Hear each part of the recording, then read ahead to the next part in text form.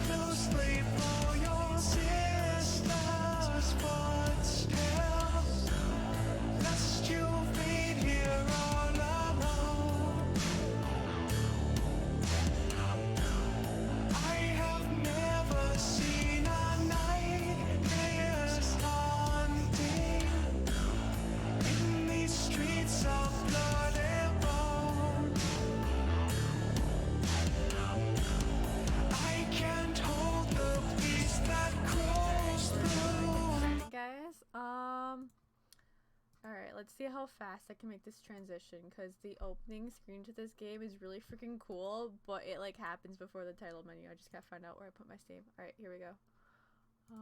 Boop.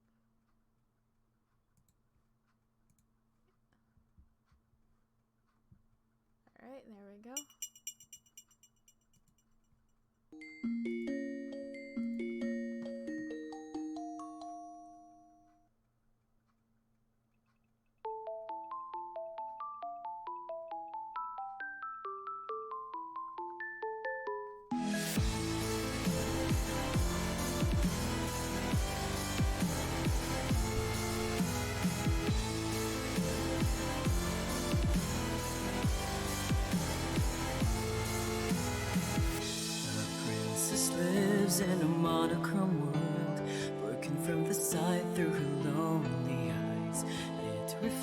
lights, the ocean and stars, but her cry echoes around the simple loss of love in her heart, making this whole fairy tale alive within sorrow's tender embrace.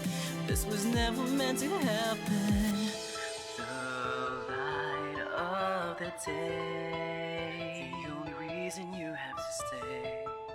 Hear me sing my song and just keep holding on. Cinderella, why don't you stay with me tonight? We will dance until midnight comes and we could run away. Oh, we will never ever be apart. Set aside all your fears, this magic lives inside of us. I am here, would you wanna stay with me tonight? Follow me, we will run across the bridge of fantasy. All the pain and sadness that you feel, believe in me, hold me close, don't ever let me go. Come and stay with me forever. Magic lives so long as I am here.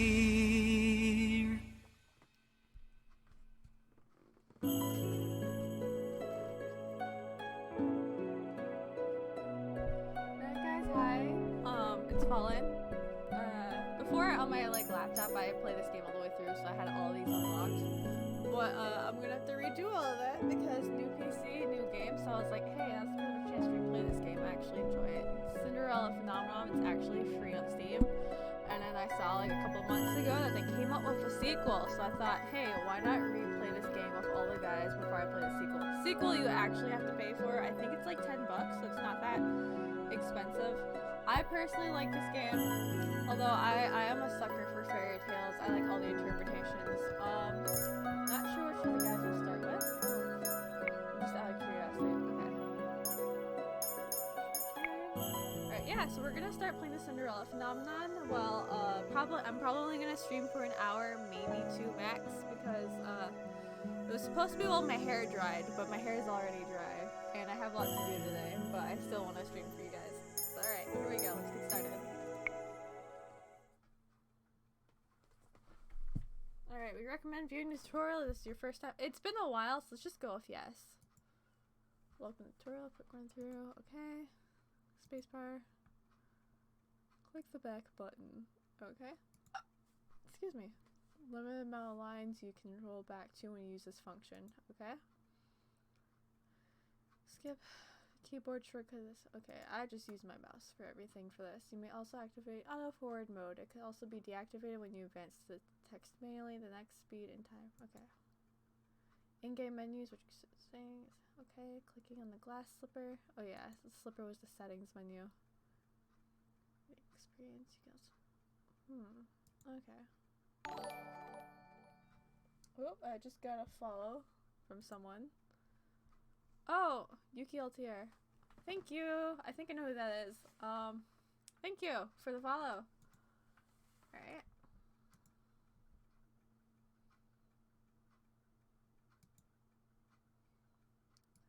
Okay, let's go. Once upon a time in a kingdom far, far away, there were 2 crystals. One was the Crystallum Lucius, protected by the ruler of the fairies. And the other was the Crystallum Tantabarum, which was watched over by the High Leader of the Witches. Small trail confirmed. Yep. Hi, Jeremy.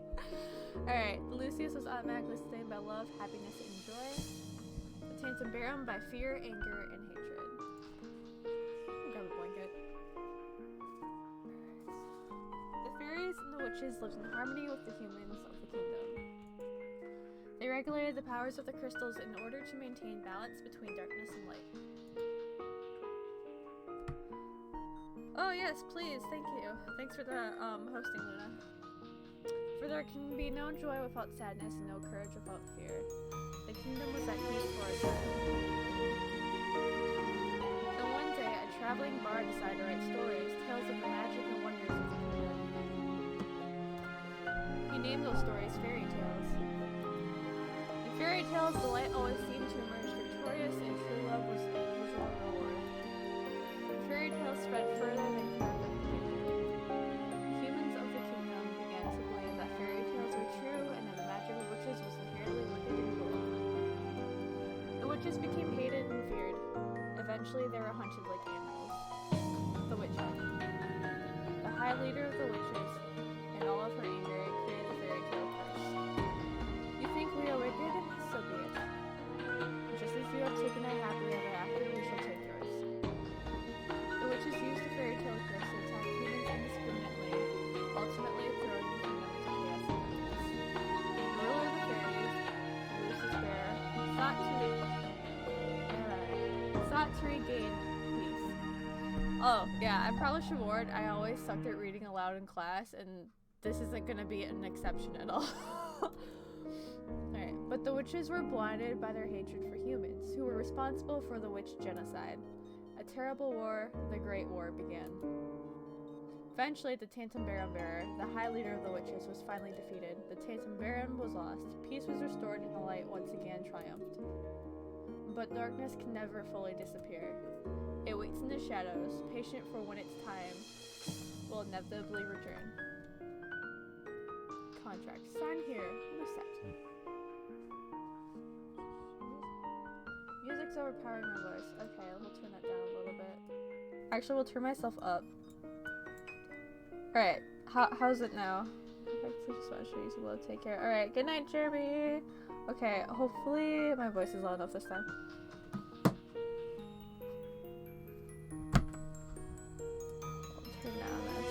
Alright, better? Okay. I'm just gonna turn the music down a little bit, just so I don't end up yelling. Alright, hopefully that's better. Okay. Prologue, Ice Princess.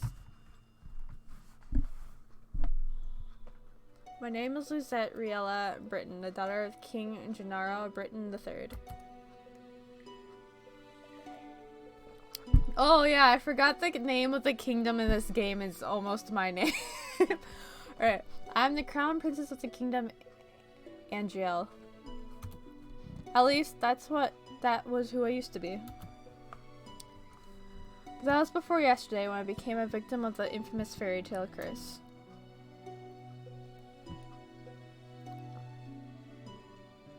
Everyone had forgotten my birthright, and now I am nothing more than a lowly peasant. I feel like I am stuck in a nightmare. But no, this is my reality now. I still have no idea what I must do to break the curse. I close my eyes and remember that day. I had started out like any other day. Have you heard? Another person was cursed. I'm on my way to the dining hall for breakfast when I stop and listen to the sound of hushed voices. There are two maids standing next to each other with brooms in hand. These two are slacking off again.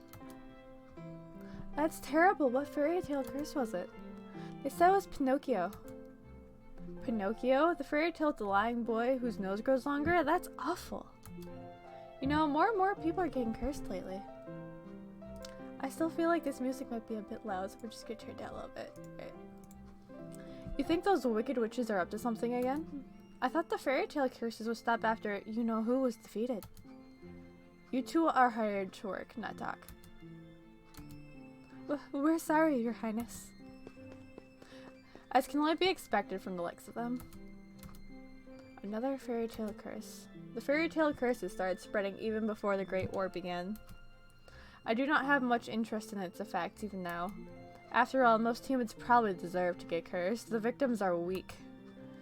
Angiel would be better off without the dead weight. If it were up to Mother, the curse would have been banished from Angiel the instant they fell prey to it. But Mother is not here anymore, and she will not come back. Ever. Princess, the King and Queen are waiting in the dining hall. I'm on my way. The King, Ophelia, and Rod are all present in the dining hall. Someone's conspicuously missing, but I ignore their absence. Good morning, Lucette. Good morning, Your Majesty. Good morning, Lucette. Lucette. Ophelia. Ophelia Woodentsov. Every day I wonder why my father, the king, married that lowly baker. She could never be a true queen, for she pales in comparison to Mother. Is there gameplay supposed to be going on? Do you really only see the settings screen? What the fuck? Okay, yeah, there's supposed to be gameplay going on. What the frick? Okay, hold on. There we go. I don't know why, I guess it was just frozen. No! I was supposed to be reading.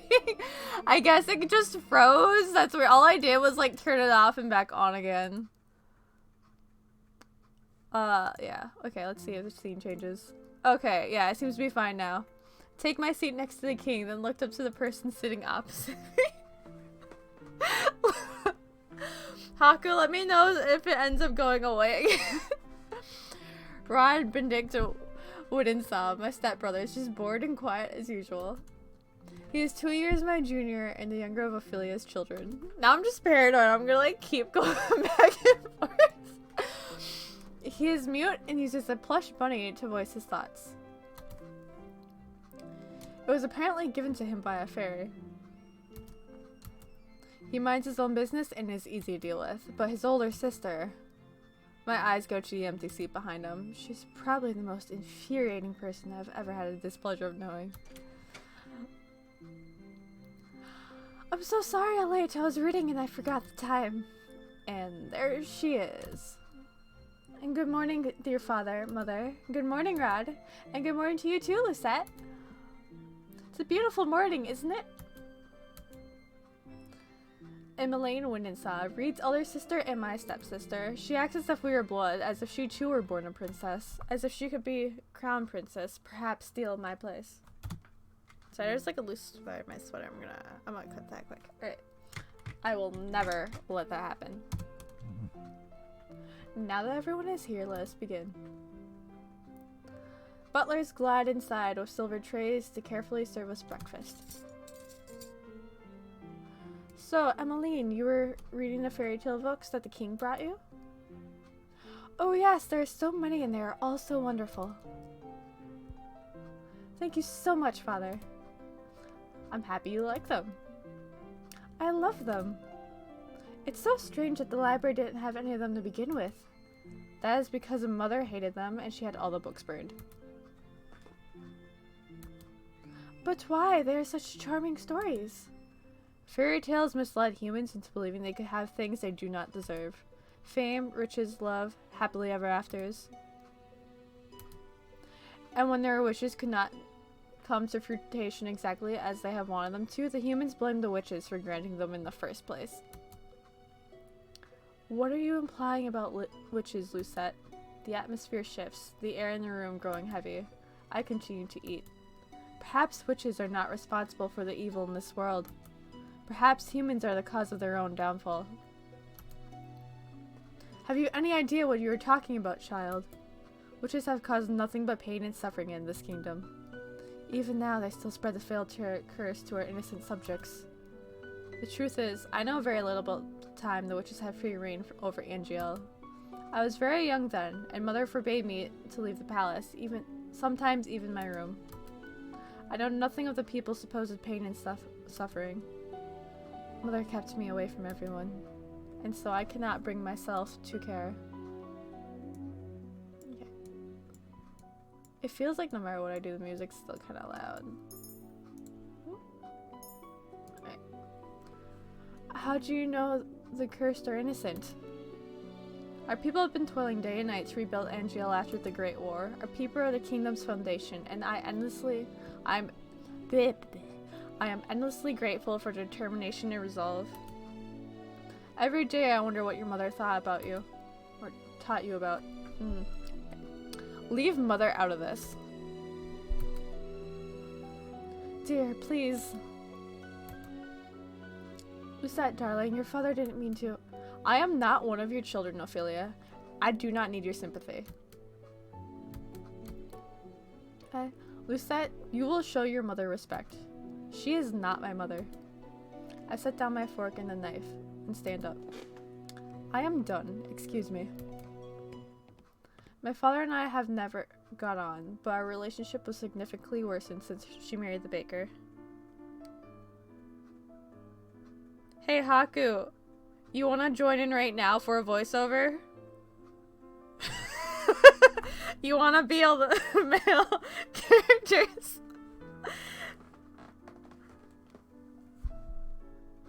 Alright, sure. I'm gonna Discord call you, and then, yeah, if Luna wants to join in, let me know.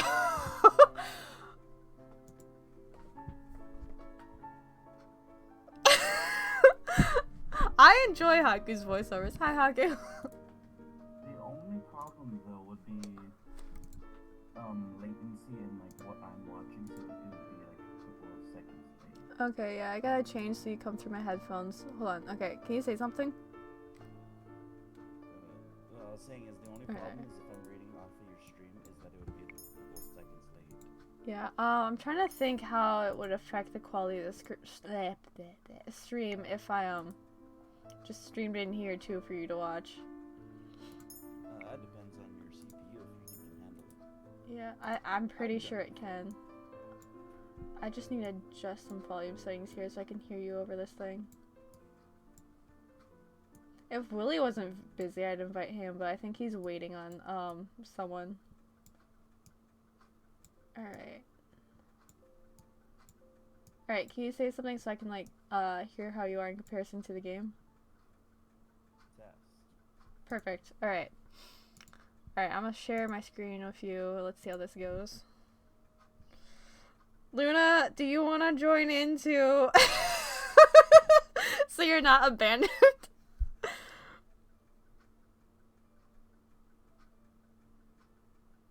She's good. Okay. Alright, Hockey, you can be all the dudes for now. Cause I'm not gonna. I think it will. Unless there's like a way I can like add you in here. Can't hear. Because right now it's not. Oh, okay. So I just turn on. I'm gonna try this. I'm gonna turn up desktop audio. Okay. Alright, and then settings, and then turn on game volume. Sample voice. Can you hear him now, Luna? Barely. Let's increase my gain more.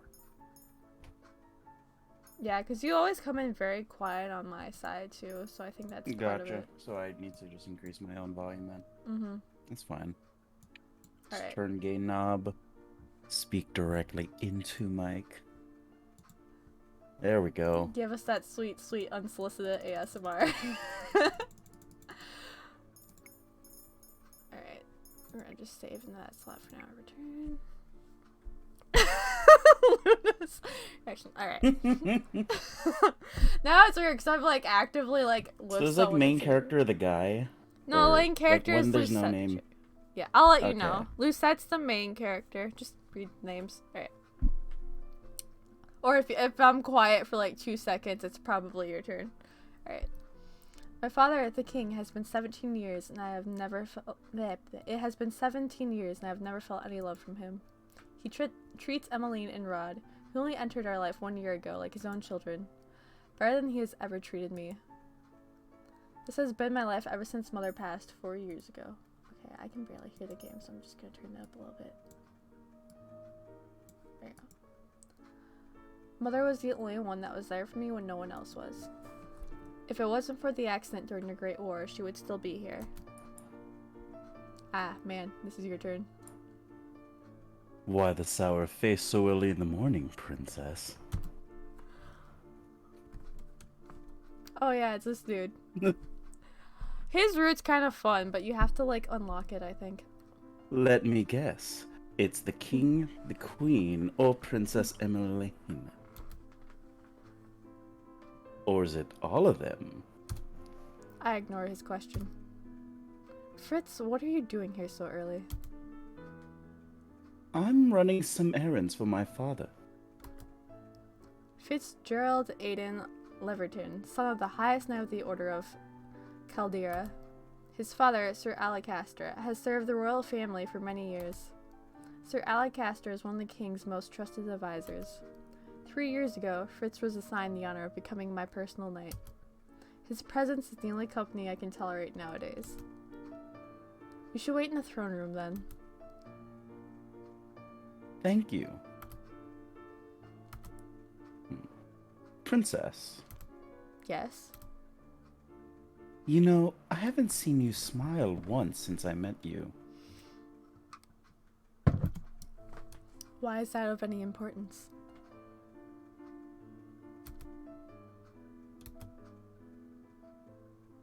Still, I do hope to see you smile one day, Princess. Well, I won't take up any more of your time. I'll see you at 10. 10? Don't tell me you've forgotten. Forgotten what? You're going to town today, remember? I deflate as the realization dawns upon me. It has been 2 days since the king issued the order. Lucette, I would like you to accompany Emmeline on one of her town outings. Surely you can send maids with her instead. I would not have requested you to accompany her if I was going to send her with her maids. I want you to make an effort to get along with your sister. Step-sister. She is your sister, and you will treat her and Rod as if you were in her own blood. 2 days from now, you are going to accompany Emmeline outside. It has been 4 years since you last left the palace. Ever since then, you have locked yourself away. You barely leave your room. Angeli was on her grip of war back then, but now the kingdom is safe and back to its former glory. I want you to see how beautiful Angeli really is. Lucette, a princess must know her kingdom. Go with Emmeline, and she will show you to the town you have only ever seen through your windows. Is that in order? If it needs to be. Are we clear? Lucette? Understood. The last time I left the palace was 4 years ago, when the king took me with him to check on the people after the Great War had ended.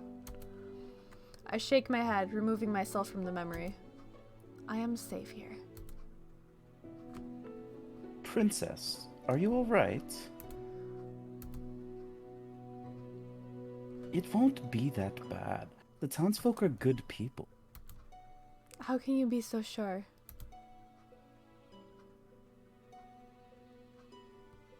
Dot dot dot. Times have changed. People change. That is precisely the problem. Mother never changed. Mother loved me until the end. Sometimes changes for the better, Princess. I think you'll see that today. If you'll excuse me, I shall see you later.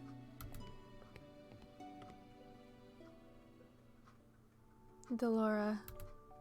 Oh, I freaking love this doll. It's so pretty.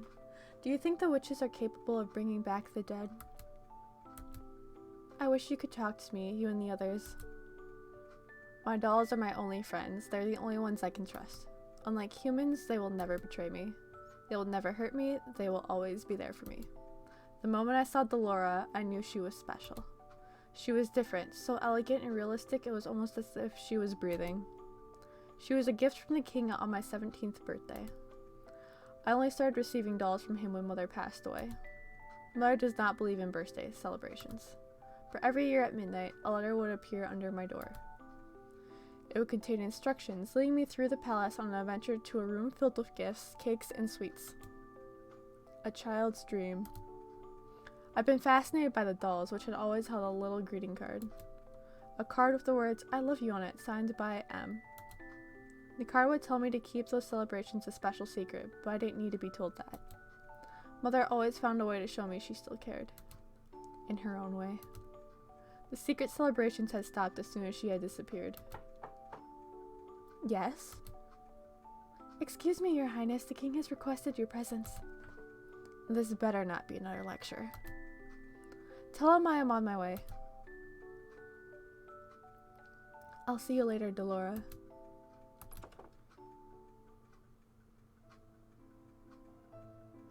Oh. Good morning, Your Highness. Dude, your voice fits this dude perfectly. Sir Mithros. Sir Mithros, the royal advisor. Father trusts him a great deal, just like he does Sir Alacaster. Every day you look more like your mother. Sometimes I find Sir Mithros talking the mother's portrait when he thinks no one is looking. He must have admired her a lot, but I cannot bring myself to think highly of him. There is something about him that puts me on edge. Are you on your way to see the king? I shall not keep you then.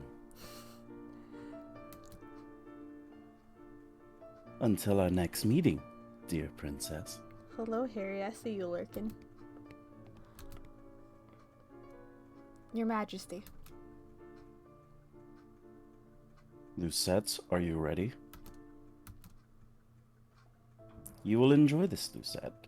I've heard the toy shop has lovely dolls. This will be good for you. You will get to know your sister better, and you will be able to interact with and learn about the people of Angeli, about our subjects. I will not learn anything I do not already know. Why do you always believe that the people around you are incapable of good? Because I have seen how quickly people will betray and manipulate each other to get what they want. My mother warned me about human nature. You do not see clearly, Lucette. If you would only open your eyes, you'd be able to see how good people really are. I believe I am already quite capable of seeing the true nature of people. After all, I have seen that there is no good in you. Oh, ouch. Hella ouch. Lucette, Where were you when I needed you 4 years ago? Where have you been ever since? Back then, I'd been overflowing with grief and pain. I just lost my mother, my entire world. I'd hoped that maybe then he would have shown me love and compassion. Even just a hug to let me know someone was there. It had been a childish hope. I had been left alone. I did not see him for months and had barely even heard his voice. You cannot rely on anyone but yourself. You cannot trust in anyone but yourself. This is what you have taught me, Your Majesty. I know that I've hurt you. I know there is nothing I can do to atone for what I did. But please, Ophelia and her children are not part of that. They do not deserve to be hated. In the end, they still matter more to him than I ever did. Lucette. Enough. I've already said I will go. Everyone is waiting outside. I shudder at the thought of leaving the palace after so many years. Lucette, it will be okay. How can you be so sure?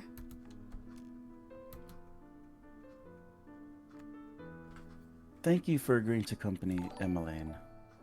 Oop, I gotta follow. Kiki parents. Ah, they're hosting.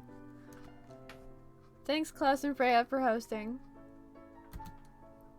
I would not disobey an order from the king. Excuse me.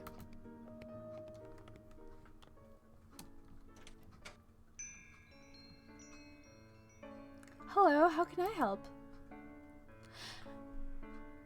How would you say that? Viorica? Viorica? Viorica! Princess Emmeline, how good to see you! I trail Emmeline, ignoring her as she embraces her friend. I glance around the small shop. The dolls displayed are nowhere near the quality of the ones in my room. I cannot understand why Emmeline insists she buy gifts for her friends here. I cannot believe I am outside the palace. There is no need to be so tense, princess. I would never let anything happen to you. Your only job is to relax and enjoy yourself. You ask the impossible of me. There's no need to be so formal, Viorica. I'm still the same as I was. Oh yes, Rud's come along as well. It's been a while, Veronica. He does talk from the plush bunny, so whatever voice you think a plush bunny would speak, would be neat. A plush bunny. Yeah, the one sitting on his shoulder So because he's mute. higher pitch. Yeah, or whatever you think would fit a stuffed animal. Or you could be a total troll and just switch it every time if you want. Alright, so Viorka. It's good to see you again too, Rod. And I must introduce you to Her Highness, the Crown Princess Lucette. The look on Viorka's face as she takes a step back from me is all too familiar. Fear. My apologies for being so rude, Your Highness. Good morning.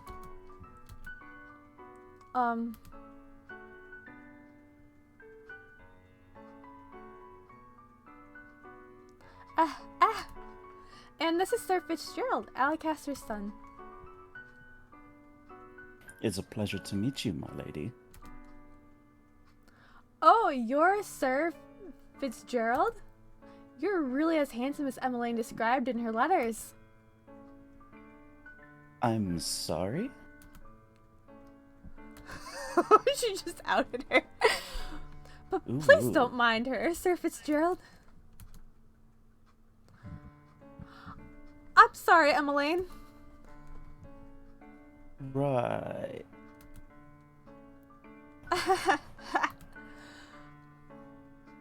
So, what brings you all the way here? Oh, I'm here to get some toys. Gifts for some new friends. Toys from here? Are you sure? Of course I am. I cross my arms. I would prefer we finish this errand as quickly as possible. Yes, of course. I'm sorry, Your Highness.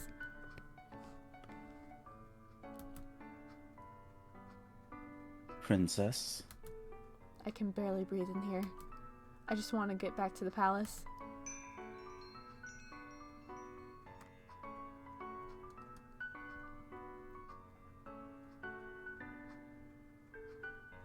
Good morning. Up until this point, I had always considered Mother to be the fairest beauty in the land. The lady that walked in proves me wrong. Her beauty is mesmerizing, and clearly without peer. Everyone in the shop is openly staring. Oh, you're early today, madam. I have some important errands to run later today. Are the items all ready now?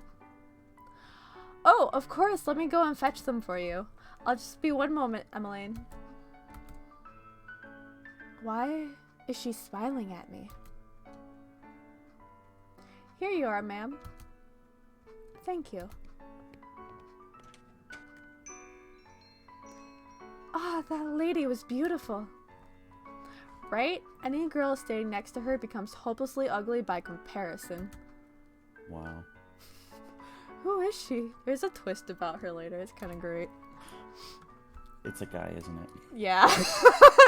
I knew that from seeing his face. I'm trying It was, to like, remember. painfully obvious to Yeah, me. I'm trying to remember what his fairy tale curse is. Fritz is one of the guys you can pick too, but you have to unlock him and some other character by completing 2 of the other guys. And unfortunately those 2 are my favorite storylines.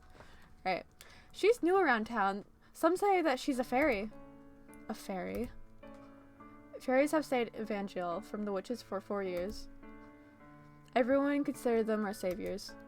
Yet the fairies are still unable to stop the fairy tale curse from spreading. Here you go. Thank you so much.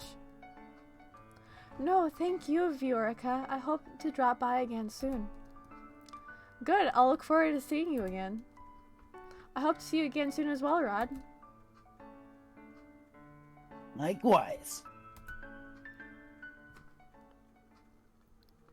Leaving the palace was a bad idea. While I am out, I am the center of attention. Some townsfolk point and stare at me. Most, however, make a point of avoiding me. Like I am the plague.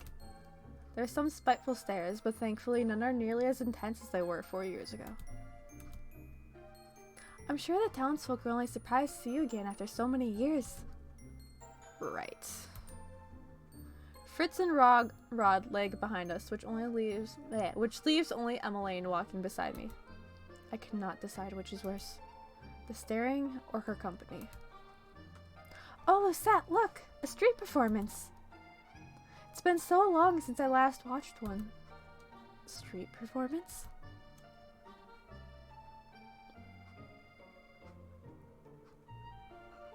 Good day, everyone. My name is Walt, and I'm here to spread some happiness and magic. The boy named Walt snaps his fingers and the colorful flower petals start to rain down from the sky. Isn't that pretty, Lucette? And are those the princesses over there? It is an honor to have you in attendance. Please accept this humble gift. He snaps his fingers and white lilies appear in his hand. Oh, thank you! The boy looks at me as if expecting some kind of reaction. When he gets nothing from me, he sighs and gives me a wry smile. I hope to see you again during my next show. We'll definitely try.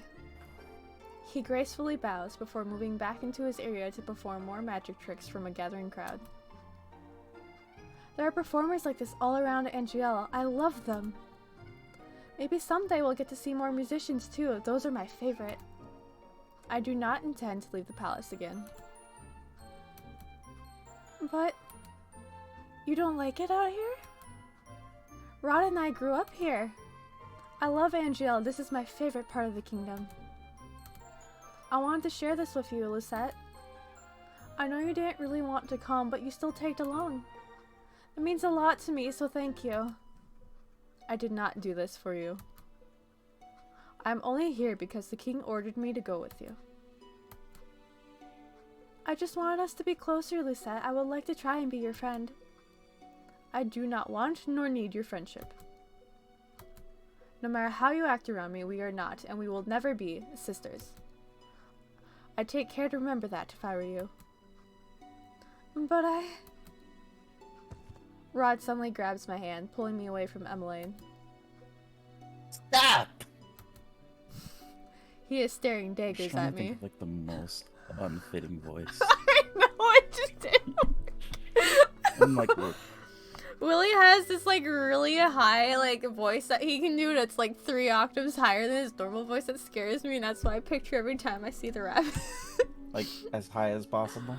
Yeah, like you know how deep Willie's voice is, and it's like this like stereotypical like kid cartoon cool dude voice that's like, I don't know how to describe it, but I told him to never do it around me again because it just threw me off. I think this is the first time I've ever seen him angry. Rod, don't. Let me go. Both of you ought to stay away from me. I feel the heavy atmosphere as I turn to look at the people staring at us. Their expressions mirror the looks of disdain I saw years ago. Anger, disgust, hatred. I begin to walk away. Princess, wait. Don't follow me. Princess. I adjust my cloak, making sure my face is hidden from view. I never should have left the palace. As I walk around, I watch the people bumbling down the streets. So carefree. They work so hard for so little reward. They could work their entire lives and never have a fraction of what I have. And yet, they are happy. And I heard Anise lost her job at the palace. That's true. Crown Princess Lucette made the poor girl was fired. I stop in my tracks at the mention of my name. Not again. Anise? Was that the name of that one maid that tore Dolores' dress?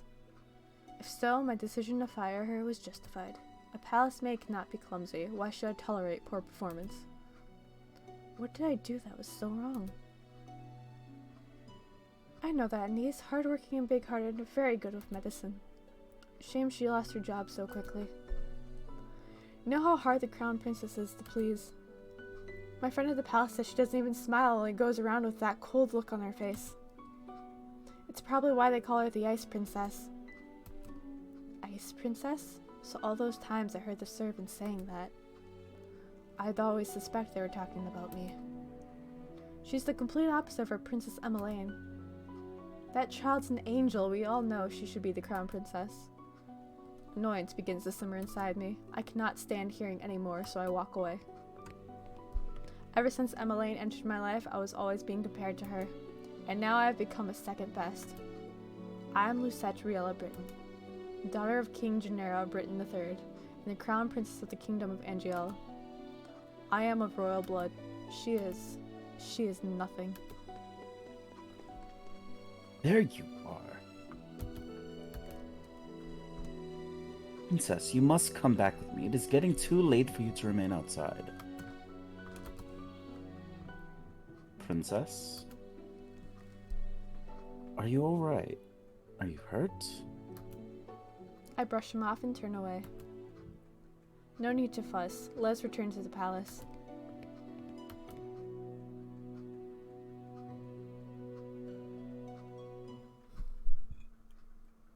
Leaving the palace was physically and mentally draining. My bed is welcoming to my unusually heavy body. I turn my head and meet Delora's glassy gaze from where she sits on my shelf. I left the palace today, Delora. It was the same as all those years ago. Everyone looked at me like I was... What have I ever done to deserve those looks? How can I be so hated? Ice Princess. I wish my mother was here. Look at the smiling faces of my dolls. At least I still have all of you. I yawn and stretch my arms. Good night, Delora.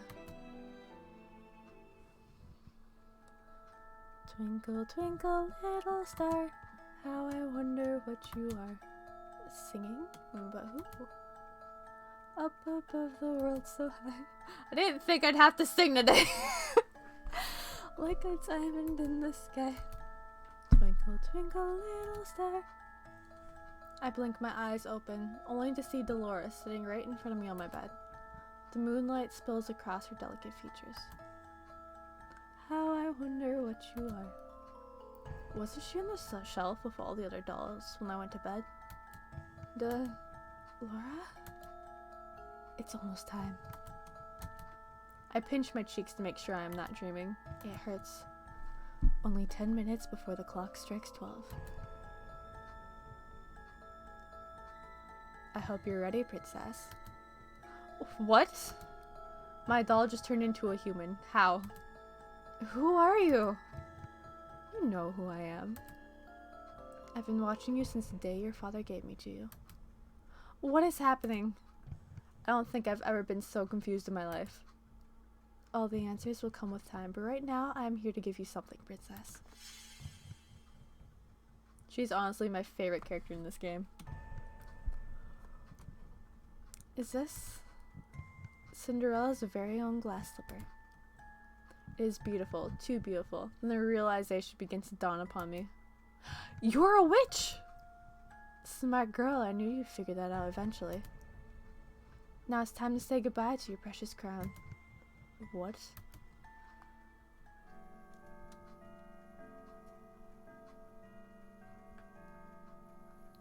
Sweet dreams, Cinderella.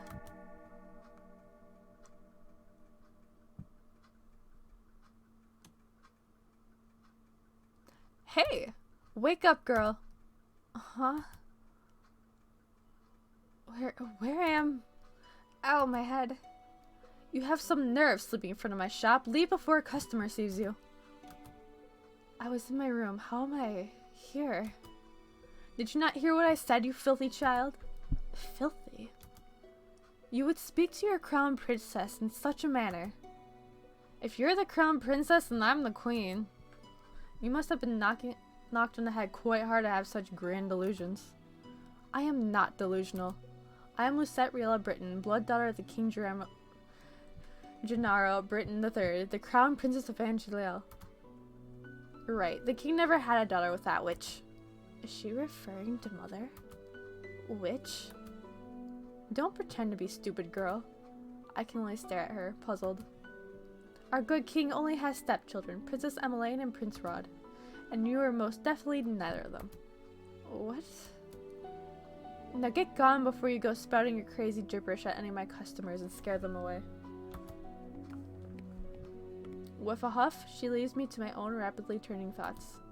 I quickly realize that I am wearing tattered clothes and that I do not even have shoes on. No. This cannot be happening. Something shines against my chest and I reach up to grab it.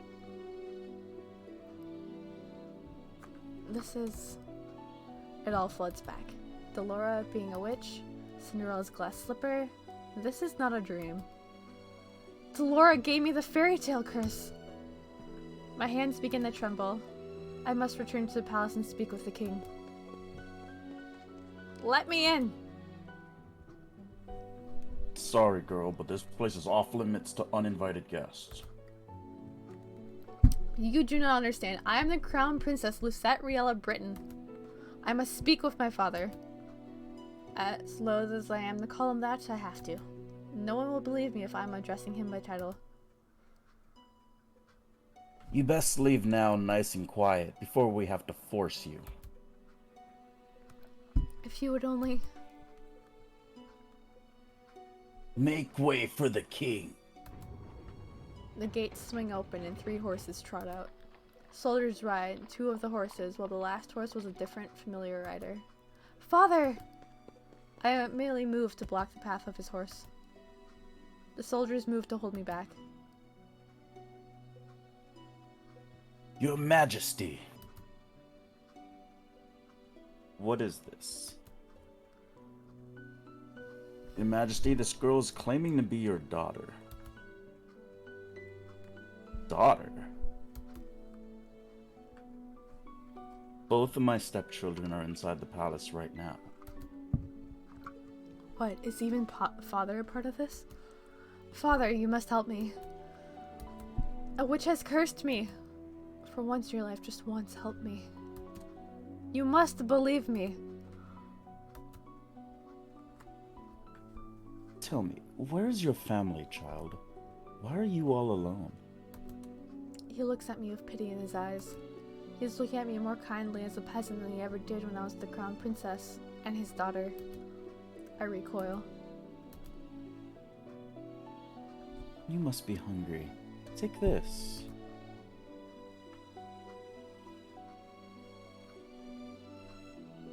This should feed you and your family for a day or two.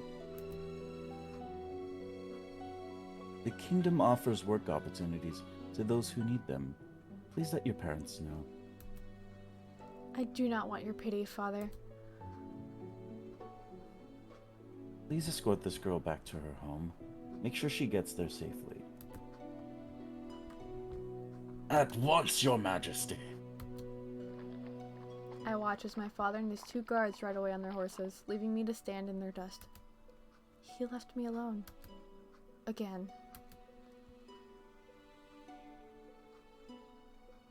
Where is your home, girl? There's nowhere left for me to go. Father has forgotten me. Leave me. Now look here, our orders were to...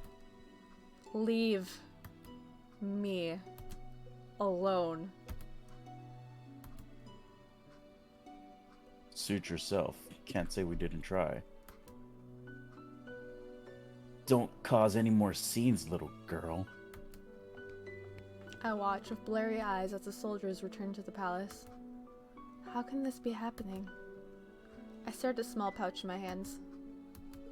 I do not know what hurts more. The fact that I just became unceremoniously paraded away from home like I am nothing more than a piece of garbage, or the fact that my own father does not recognize me. Oh, look at that girl's hideous dress! How difficult it is to be poor. I clutch the pouch closer to my chest as I run into an empty alley. I huddle in the corner, trying to become as small as possible. I squeeze my eyes shut, hoping that when I open them, everything will be back to normal. A dream? No matter what happens, you must not leave the palace. Why? The world is cruel. People will only ever hurt you. But they are always so nice to me. It is only because you are the crown princess. They will only ever think of what they can take from you. I am trying to protect you, my love. This is why you must never leave the palace. Never leave Mother. I am the only one who will ever love you so much. Do you understand? I understand. Chapter 1. Marchin'. Save here real quick. Boop.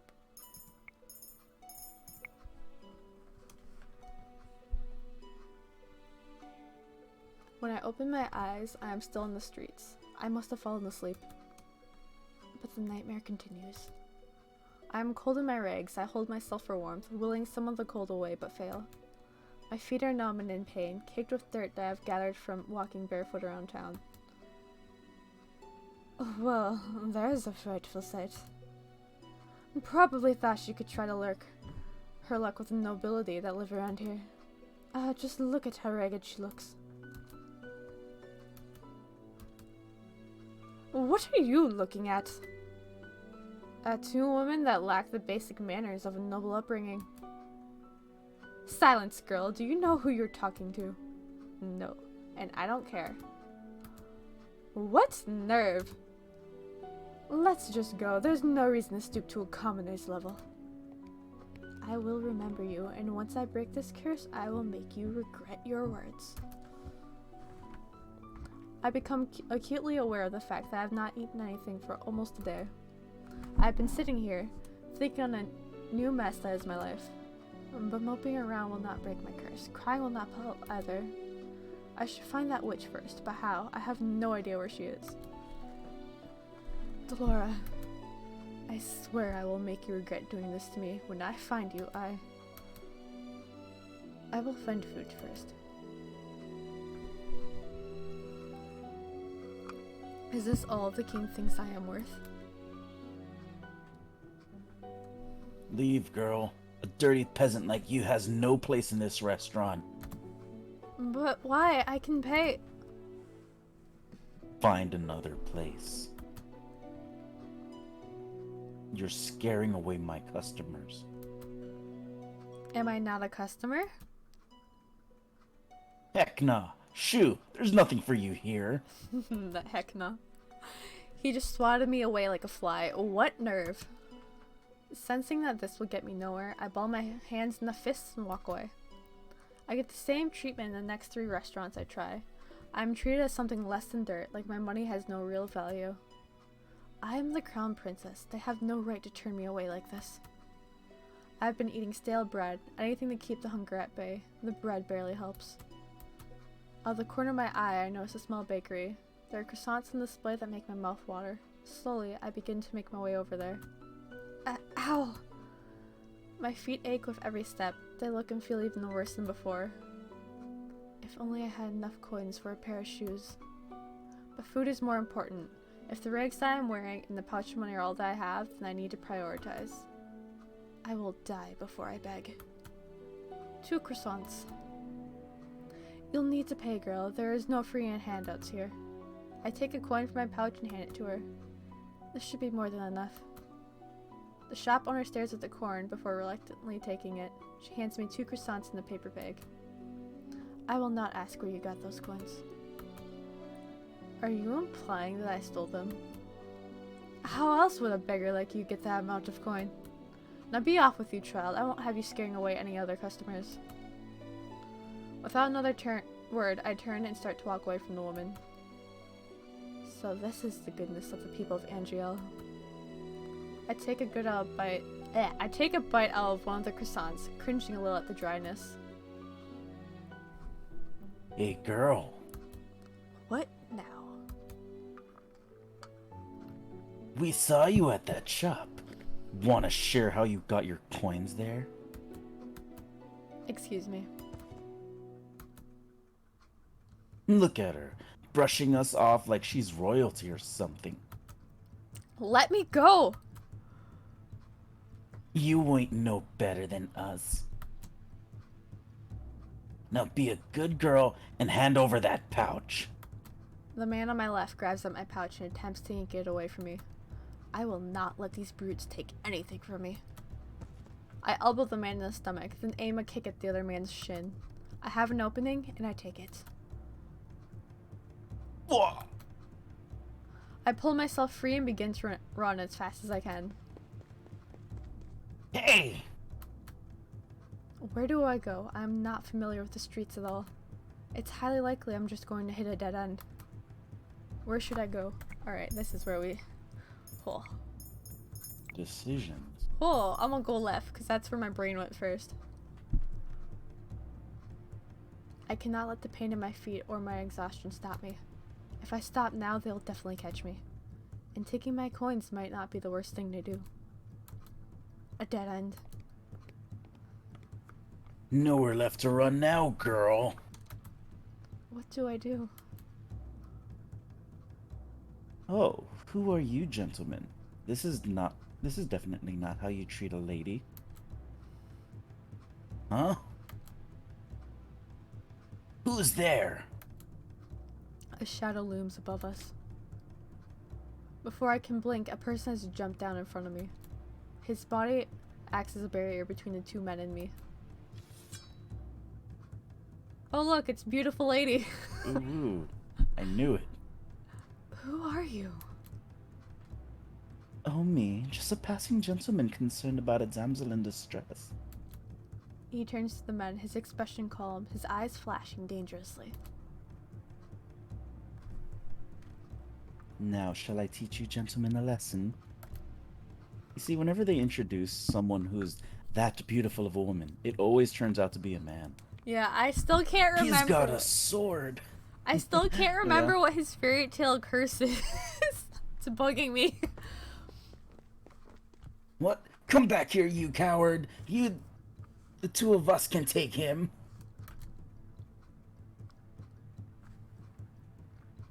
I think your friend has the right idea. I'm not the type to show mercy.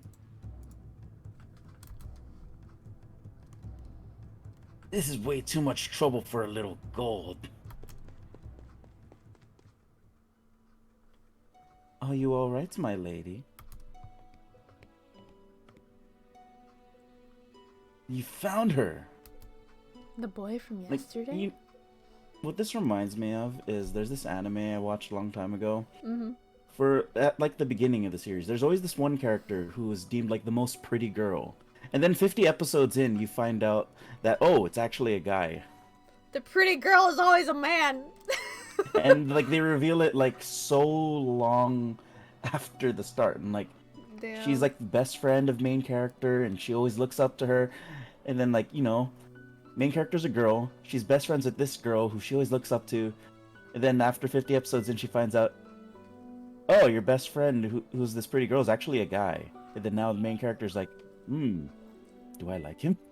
That happened in like a webcomic I'm reading called the Cursed Princess Club, and like the president of the club, she said she like became the kind of princess she was now because of this beautiful woman in the pantsuit she saw at gala once, and then it's revealed later that that woman was actually a young man, and then she's just like horrified. She's like, I misgendered my idol, and she's just appalled of herself.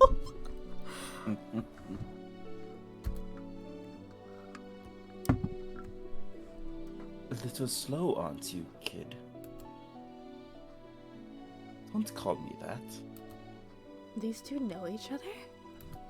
I don't even know what's going on anymore. I feel ill. My head is pounding and my feet feel simultaneously like they are frozen and on fire. My stomach grumbles, the hunger coming back with a vengeance. My body feels light. Princess? Princess! Lady Parfait will be able to help her. You're right. We need to move now before anyone else sees us. Yeah. You have made the right choice. Hey. The crystal in the upper right corner indicates that you've made the right choice for a particular love interest. I don't remember what happens when you go right. I think I've always gone left. Each color corresponds with a certain love interest. They'll also appear belatedly after you make a choice, so keep your eyes and ears open. Okay. Hang in there, princess. Everything is fading. A dream? Ma'am, you said this twice in the same day. What is in your hands, Lucette? It was hurt. I just wanted to help it, but it died. It's all my fault. It is not your fault, love. It died because it was weak. But this is the world, Lucette. Only the strong survive and the weak get cast aside to die. You are not weak, you are strong, my crown princess, and you do not cry. Now wipe your tears. I don't want to see you cry again. Do you understand? Yes. Now get that thing and wash your hands. Did you not hear me, child? Yes, mother. Her mother is horrible. Yeah, you'll learn later how fucked their relationship was. Some of the stuff's really cute, but it's like really sad. Oh, you're awake. Oh, where am I? This isn't my room. My head flies to my chest where the little glass slipper hangs from my neck. Still here. Are you okay, miss? This girl is the maid that tore Delora's dress. The one I fired from her clumsiness. Miss? To think that I would meet her again here like this. Leave me alone. Right, of course. Here's some salve I made for you. It'll help with the pain. Now what? Haven't thought at all, have you, Ice Princess? You! Suddenly, there she is. Delora stands before me with a snide smile, looking happy with herself. She is the cause of everything I've been through. All the pain, heartache, and hunger. This is her fault. I try to stand, thinking to give the witch a piece of my mind, but as soon as my feet touch the floor, pain shoots up my legs. I end up falling back to the bed. Ow! You should be more grateful that the girl that you scared just words. You should be more grateful to the girl you just scared away. She's been taking care of you these past 2 days. 2 days? I've been passed out for 2 days. I'm suddenly vibrating with anger. Remove the curse. Now. Ha! Do you think you could just command me to remove the curse in your best princess voice? What do you want? Gold? What I want is worth more than all the gold you could summon in the Angel, princess. Besides, haven't you read your fairy tales? The caster cannot take a curse back. You need to focus on breaking the curse yourself if you want your life back. Mother burned the books before I could read more than 1 or 2 of them. I do not think I ever involved curses. Just genies and trading away your voice for legs. Ah, it's good to see you're awake, princess. Parfait, should you really be up and about? Don't fuss, I'm feeling much better. Are you a witch as well? Oh no, my name is Parfait and I'm a fairy. A witch and a fairy in one room, being friendly with one another? Impossible. Oh, look at her face. You weren't expecting that at all, were you, princess? What is going on? I'm sure you have many questions, princess. How do you know I am the princess? Don't be silly. She's a fairy, of course she knows. I promise we'll do our best to answer your questions. I don't even know where to start. What would you like to know? Why was I cursed? Seriously, you're going to ask that? I wouldn't have asked if I knew the answer. You have such a temper on you. Very well. This one's a simple answer. It's because you're a cold-hearted, cruel, wicked princess who deserves to be punished. Delora! A curse is the only way to force you to change your horrid ways. Delora, you could have put that more nicely. I'm pretty sure I was already being nice.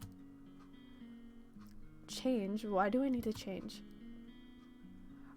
Are you completely unaware of how heartless you are to other people? The coldness you show to your stepfamily and your father? The way you treat Princess Emmeline? Why would they need to be treated any differently? You need to prove that you have some goodness in you, Princess. Some smidge of kindness. Why? People only show any kindness when they want something from you. The instant they get what they want, they'll just throw you away. How do I break the curse? The necklace you've got is one of Cinderella's glass slippers. To break the curse, you must get the second slipper. Complete the pair. And how do I do that? By doing 3 good deeds. What? It's a very easy thing to do. At least for someone who knows how to be good. 3 good deeds. What does that even mean? I won't even know where to start. Take heart, Princess. Goodness is innate in everyone. Are you sure that's the case with this one? Delora, you are not helping. I'm a witch and I think I have more goodness in my big toe than she has in her entire body. Now you're just being mean. For every good deed you accomplish, you will get a piece of the good glass slipper. When you've gotten all 3, you'll complete the pair and the curse will break. Simple. I suggest you start by polishing that attitude of yours. Also, you'd like to know what happens if I don't break the curse. I think you know that answer. The answer to that one already, Princess. Why are you two working together? To answer that, we'll give you a bit of a history lesson. Oh, I've got this. Once upon a time, in a kingdom far, far away, there were 2 crystals. Dramatics aside, there is only one crystal in the kingdom called the Crystallum Lucas. It's powered by happiness and love. The other is the Crystarium Tantabarum, powered by fear and anger. The strongest of the witches is the Tantabarum Bearer. The strongest of the fairies is the Lucas Bearer. Parfait is the Lucas Bearer. I take in Parfait's frail and sickly appearance. She is the strongest fairy? The Great War greatly damaged me. My powers are a fraction of what they used to be. And with no child, I have no successor to my burden. What does the bearer do? The bearers regulate the energy of the crystals and keep the balance between darkness and light. For centuries, the fairies and the witches lived in harmony with the humans of the kingdom. Until a certain human decided to be a pest. Who was he? We knew him as Hans Gabriel Grimm. He wrote the fairy tales. And he started the feud between witches and the fairies in the process. How could a single person have so much power? It was the power of his words, the Grimm stories. The witches were always evil. The humans naturally grew to fear and hate them. They began to hunt them. Didn't the witches fight back? We aren't allowed to use our powers to cause harm. But that all changed when the Tantabarum Bearer decided revenge was the most important thing than our promise. Witches took over the kingdom. They created the fairy tale curse to spread even more sadness and anger to fill a human's heart with negative emotions. All to fuel the power of the Tantabarum. The delicate balance of harmony between the crystals was broken. The witches in the Tantabarum grew far stronger. That word's tripping me up. Far stronger than they were ever meant to be. We had no choice but to fight. Was it Tantabarum? For some reason. Tenebrum. Yeah, it keeps like tripping me up. And then the Great War happened. The Tantabarum Bearer was eventually defeated. The Great War was ended with the help of an unexpected ally, but many lives were lost. The good witches suffered horribly. We still have to stay hidden in hopes of having any kind of peace. Are you trying to make me believe that there are good witches? The Tantabarum had poisoned the heart and the mind into darkness and cruelty. The witches put themselves at risk in working with the Tantabarum and maintaining harmony. Some inevitably were corrupted. Many good witches were corrupted during the war. Most remained that way. Many do not believe it, but witches can be just as kind as fairies. And yet it wasn't a fairy that cursed me. I've done good by cursing you, princess. You'll thank me when you've broken it. Delora was not corrupted by the Tenenbaum. She is as good as they come. Hopefully you'll come to see that for yourself. I doubt it. Apart from my own inherited goodness, Parfait and I are working together because we have a common goal, which is to restore balance between darkness and light. 3 good deeds and I get my life back. Easier said than done. You said Cinderella, didn't you? Did she just go to a ball and find a prince? What does doing good have to do with that? Going to a ball, finding a prince, that's all so old-fashioned. No fun in that. Cinderella is a girl with a pure heart. She's always willing to help others, even when they are cruel to her. Anyway, I have brought some clothes for you. I'll leave them on the table. We'll be waiting outside. There are some people I'd like you to meet. I cannot believe this. I look down at my neatly bandaged feet. I have to admit that while sore, they are nowhere near as painful as they had been 2 days before.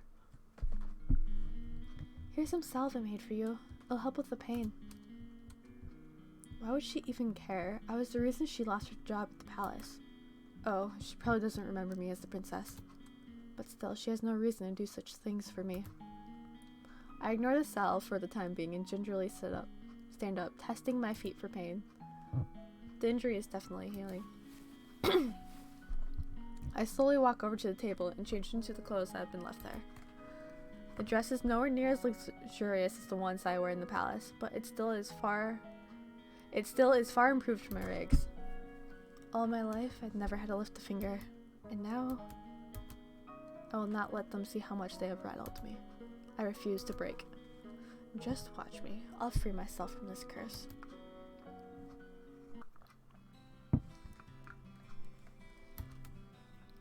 What is this place? There are several people in the room, chatting, admittedly with each other. I noticed the girl that has left me the salve by the counter, serving drinks. But as soon as the people in the room notice me, the room falls into immediate silence. Well, look what we have here, the Ice Princess herself. Huh? They know who I am? I didn't think it was true. Cursed for her cold-heartedness. As to be expected. You remember who I am, yet you still treat me like this. Well, you aren't really a princess anymore, are you? You're one of us now, girl. Everyone, please, you shouldn't be treating a newcomer like this. Princess, let me apologize. They mean no offense. I cannot believe that, no matter when the people... Not when the people Parfait is referring to simply smirk and shrug as I meet their gazes. What is this place? Welcome to the Merchant Tavern, home of those with the fairy tale curse. You make it sound like some kind of holiday house. Don't ruin my moment, Delora. Merchant Tavern? The Merchant was built 3 years ago when the number of cursed in jail continued to rise. The goal is to gather those affected so they might help each other break their curse. Of course, I am also here to provide help as necessary. Only the cursed and those allied with our cause can stay here. The evil and the wicked can never find this place. Most people here are cursed. How come these people remember who I am? The cursed are not affected by the conditions of someone else's curse. Your condition is simple. Everyone has forgotten you are the crown princess. But because these people here are cursed, they still remember your title. It goes without saying that fairies and witches are also not affected. Come, princess, let me introduce you to the few boarders we have here at the Merchant. Parfait beckons the serving girl over. This is Anise. She helps on the Merchant and does most of the cooking. I'm sure you understand why she's working here now. I believe she deserves an apology. Miss Delora, what are you talking about? Don't worry your sweet little head over it. You don't remember what this ice princess did to you? Huh? I have nothing to apologize for. Clumsiness does not befit a palace maid. Only did what was necessary. Well, it is nice to meet you, Princess. I'm Anise Willow. I hope we get along.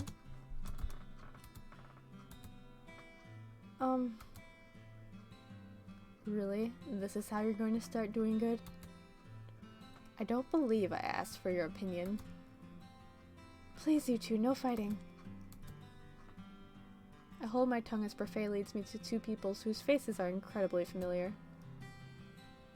They are faces I have seen in the palace before. This is Julian Valiant and Garland Ballarat. I think that one's the dude. Are they both dudes? No, the blonde one's a How did woman. you- Oh. So Jurian's the left guy. How did you know? I think it's the left guy. I'm hoping. I'm guessing right. Both of you are in the Order of Caldera. That's right.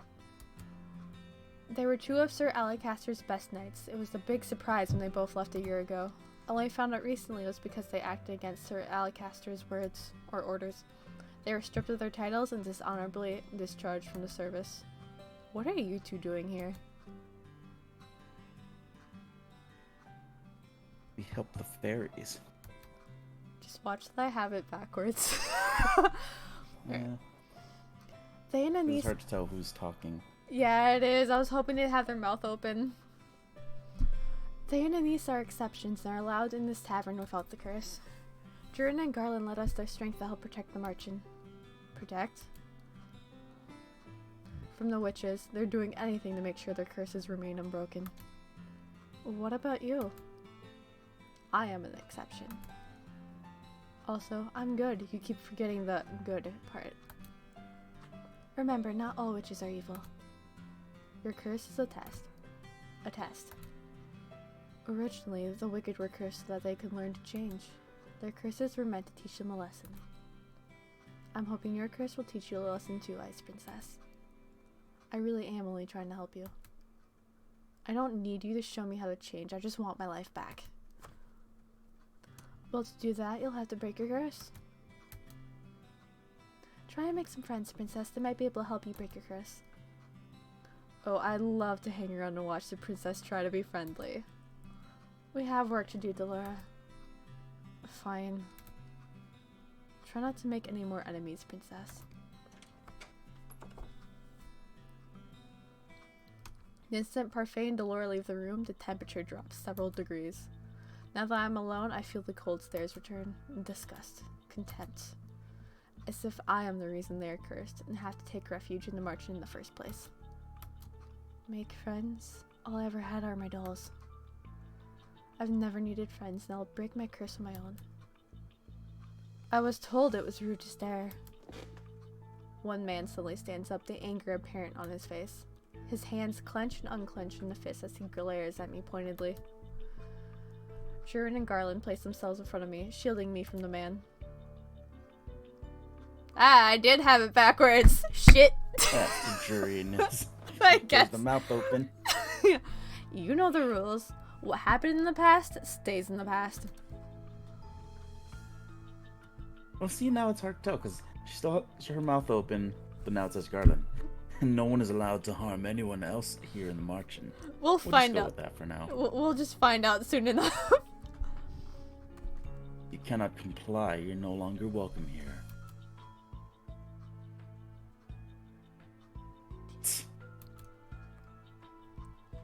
No matter. The princess will get what's coming to her. He throws one last glare my way before sitting down again. Break the rules and you'll get what's coming to you. That goes for everyone here. Jurin's... Okay, so now we got there the we go. clarification. Okay. Jurin's tone is cold and firm. There is no doubt that she means what she says. So these are the great knights of the Order of Caldera. The Marchen begins to settle down, and everyone eventually goes back to their conversations and meals. The question is, will we remember that next time we do this? Totally. I walk toward an empty table, realizing that I am being deliberately ignored. I become immersed in my thoughts as I sit down. One thought, however, comes to me immediately. Someone sent me a message. I'm gonna look at it quick. Never mind, I got tagged. They hate me. They hate me somehow when I've only ever left the palace twice in my life. What is this in? Oh, it's group finder. Alright. How did this happen? The only people who treated me with any respect were Anise, Durin, and Garland. Is it because they cannot remember who I am? Maybe being in the march is not such a good idea. I doubt anyone here wants to help me break my curse. They'll probably rather see me suffer under its weight. Good deeds? How am I supposed to complete 3 when I do not know if I can even accomplish 1? May I join you? I look up and stare in shock at the beautiful lady from the toy shop. Her beauty still manages to take my breath away. What is she doing? You were in the toy shop. Okay, now that's been revealed she's a man, should I still, like, read his role when he's lady, or do you want to just read in a high-pitched voice? You can try it. Oh, yes. I was picking up some items for a friend. I am humbled you still remember me. Perfect. Allow me to introduce myself. I am Miss Karma. Your name is Karma. A suitable name for someone as beautiful as me. No? Karma, your narcissism is going to scare the princess away. Oh, you are that magician boy. Boy? No, wait, is his case the opposite? Or no? Is that just a... It's gonna get is it's it? gonna get revealed. You'll find out. This one's you. Oh, how appropriate, boy. Call me that one more time and I'll ruin that pretty face of yours. Plot twist, he's a Lullafelt. No, I'm kidding. You would hit a lady. How savage.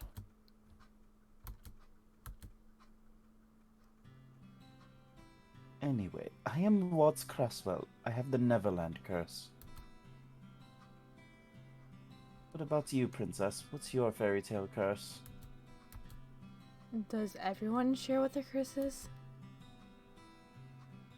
We talk about it freely in the margin. The whole point is helping each other break out curses after all. Hard to do that if we keep our fairy tales quiet. He pauses, then narrows his eyes slightly. Well, some people keep their fairy tales a secret.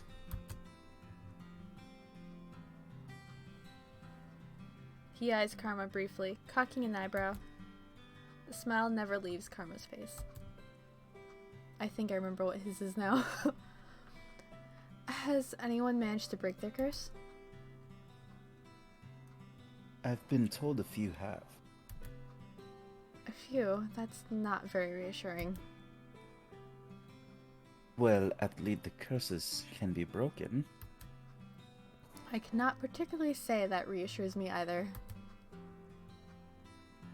What ails you, darling? Is it your curse? You can talk to us about it.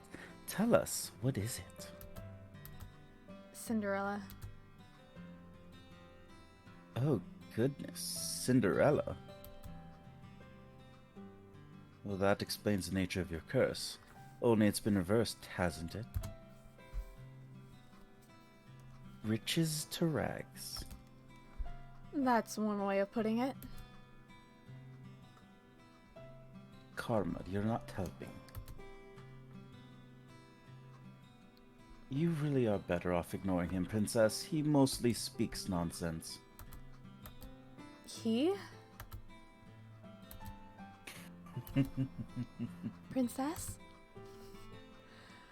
Yeah, those two go at it all the time. It's pretty freaking great. Right. Parfait's voice takes me by surprise. I haven't even noticed her enter the room again. May I speak with you? I'd like you to meet someone. I'm sure you already know him quite well. Surprise! Rod? Oh, you really are cursed.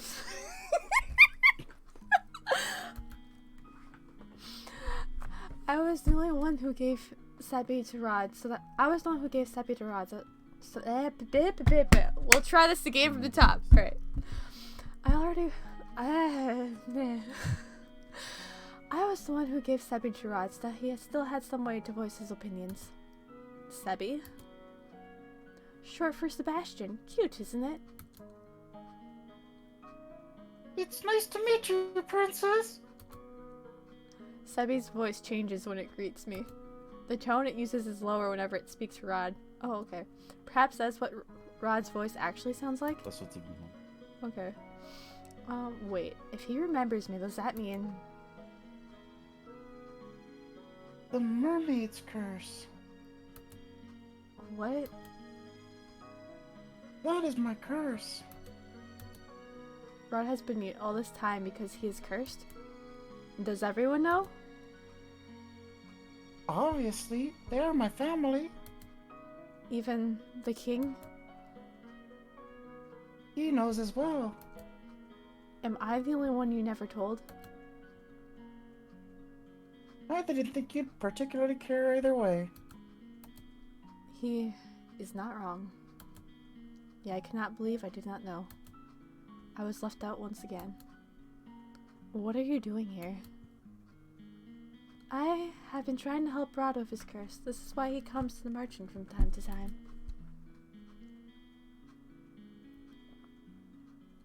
But I don't even want. Anyway, I only came here today to confirm with my eyes that you were truly cursed. I wanted to see it with my own eyes. It was a big surprise when I woke up one day and you weren't in the palace. An even bigger surprise when I found out that no one remembered you. Just imagine people thinking you've gone mad talking about a girl that doesn't exist.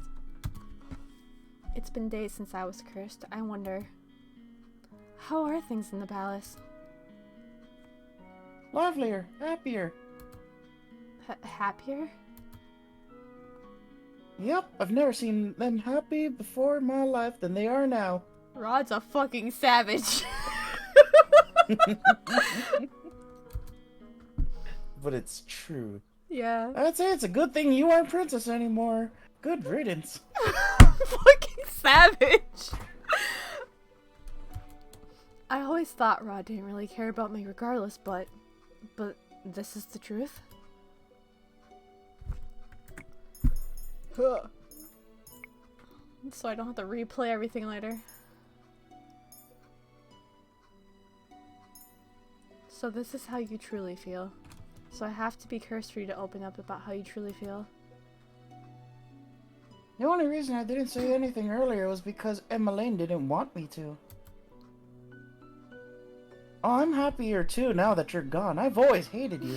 I don't have to pretend to like you anymore. Screw you. I know, well, fuck you too, bitch. I'm going to return to the palace now. Bye, Felicia. I like him. His storyline's pretty great. All of them are really good. I'm starting to like remember them all now. I forgot to read that part. Hold on, I'm choking on water. I'm gone, and they're all happier. Your very existence has been erased in the palace. They've never known you. That doesn't mean they aren't happy. They're happy without you.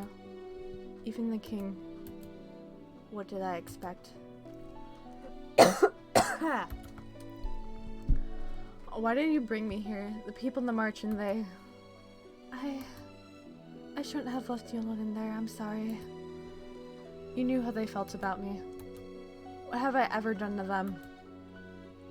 Now, isn't the right time to explain. When will it ever be the right time? So many things have already happened to you. I need you to be patient, Lucette.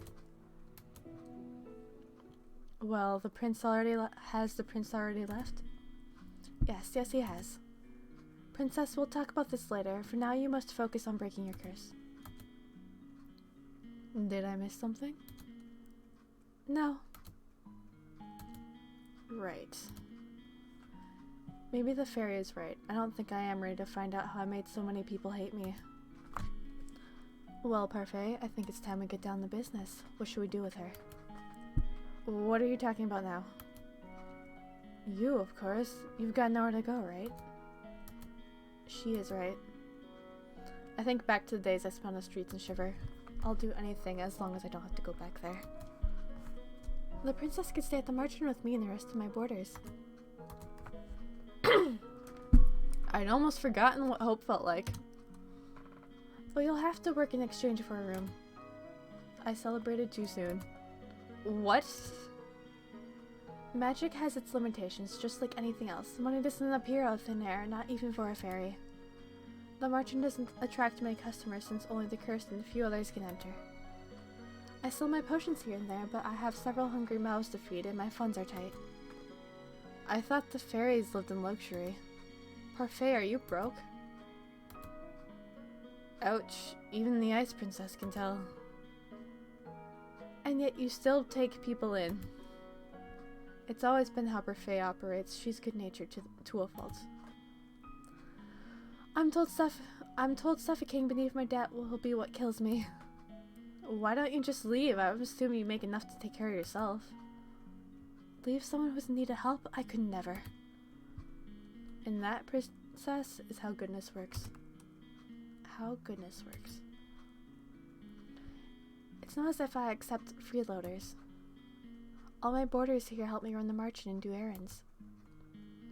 The princess has never worked a day in her life. I doubt she'll be useful. If karma can be useful, anyone can. I have yet to see karma be anything but useless. Princess, you're more than welcome to stay if you're willing to help out. It's the least you can do in exchange for a roof over your head and 3 meals a day. Oh, and shoes. Do I even have a choice? I toss and turn in bed, unable to fall asleep. The mattress is hard and the sheets are itchy, nothing at all like the bed I had in the palace. What I would give for my old bed again, for any of the comforts of home. I miss my dolls. Okay, that one's a dude. Lady Parfait. Lady Parfait. I sit up immediately. What is going on? I leave my room to investigate. Some of the other marching boarders, Walt, Jurin, and Garland, are sitting on the settee, looking anxious. What's happening? Sorry, did we wake you? No, the noises Garland was making would have woken the dead. Jurin and I found an injured man while we were doing our rounds. We brought him here. An injured man? Wait, what are you doing outside? It's almost 1 in the morning. Nothing you need to worry about. Lady Parfait and Anis are attending to the man now. These people, will they just help anyone they find on the streets? What if this man is dangerous? Do you think the witches got to him? It's possible. We'll have to find out when he wakes up. The next day, Parfait reveals the man only suffered minor head injuries. She says that she expects him to wake soon. I look at the tray of food in my hands. Anis has asked me to bring it up to the stranger's room while she finishes the rest of her cooking. I would have never been asked to do this in the palace. Goodness, that portrait. What's that portrait done to you to deserve that look? I must say that it's odd to see the princess doing something nice for someone. What do you want? I have something to ask the man that was brought in last night. Seeing as you're being good enough to deliver the breakfast, I thought I'd just tag along with you. If you're going, just bring the tray up yourself. You're not in any position to delegate your duties to me, Miss Lucette. Come on. Our guest must be famished. Seeing no way out, I followed Delora to the spare room the man had been put in. Come in. It's John! Jeez. Where's John? I Get thought John to come in and voice this. I'd be like, hey John, this is what you look like if you just let your hair go. I thought the man would have been old, but to my surprise, he looks young, probably in his early 20s. Just like John! He seems lost in reverie as he stares at the small notebook. Good morning. Good to see you're awake and breathing. The man looks up at her when she speaks. The instant he sees us, his eyes widen. Why is he staring at us like that? Am I dead? What? I'm in heaven, or maybe Oh, right. you two are angels that have fallen out of it? Hmm. I see. What can a humble gentleman like myself do for you lovely ladies? You know who would be a better person to voice this dude? Dylan! I was thinking that you should totally bring him in for this. I'm gonna ask him what he's doing right now. Oh wait, no, Okay, so it's like this character looks like John, but it's basically Rark. I'm gonna ask him. Hey, are you busy? Alright, let's take 5 really quick. I need more water. Okay. Alright, where's my little be right back thing? What can a humble gentleman like myself do for you lovely ladies? I forgot he's such a flirt. Alright guys, anyone still watching the stream? Haku and I are gonna take 5. We'll be back soon.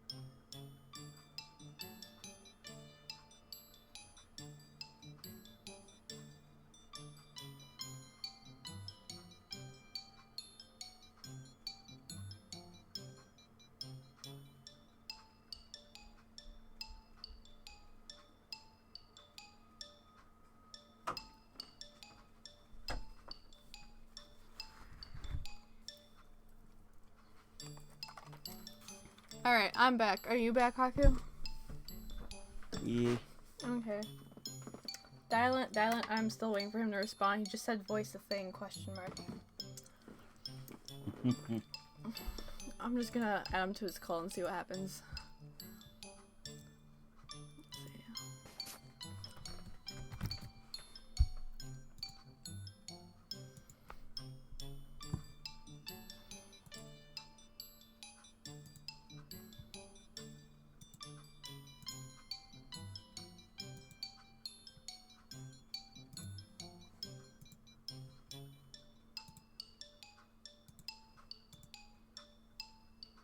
Mm.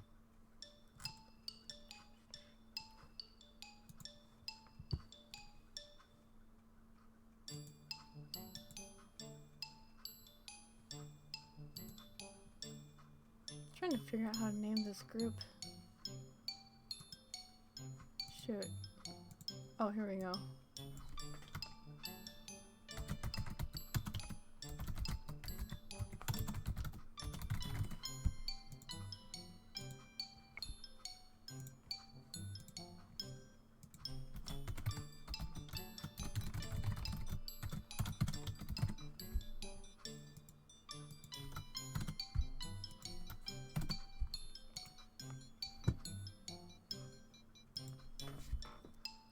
Oh, he saw my message. Let's see what he says.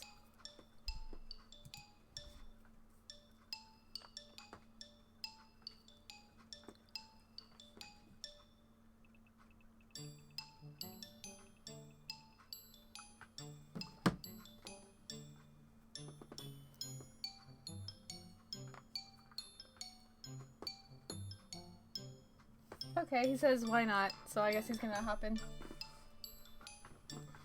Nice. And you're gonna have to start sharing your screen again. Oh, isn't that? Oh, it stopped sharing screen. Yeah, it went down.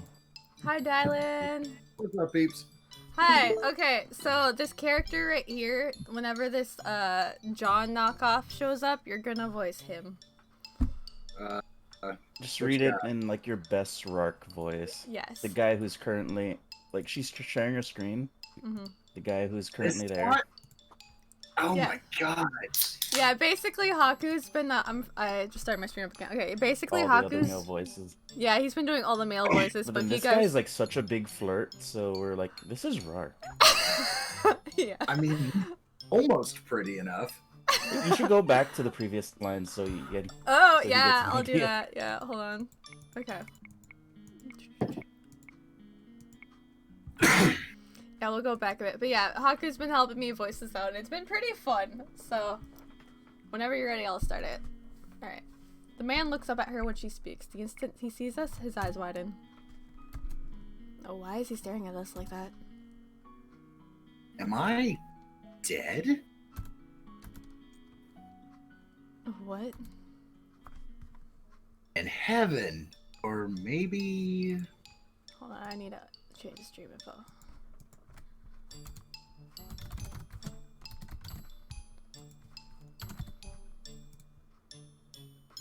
Where's the game? There it is. Two are angels that have fallen out of it. I see. What can a humble gentleman like myself do for you lovely ladies?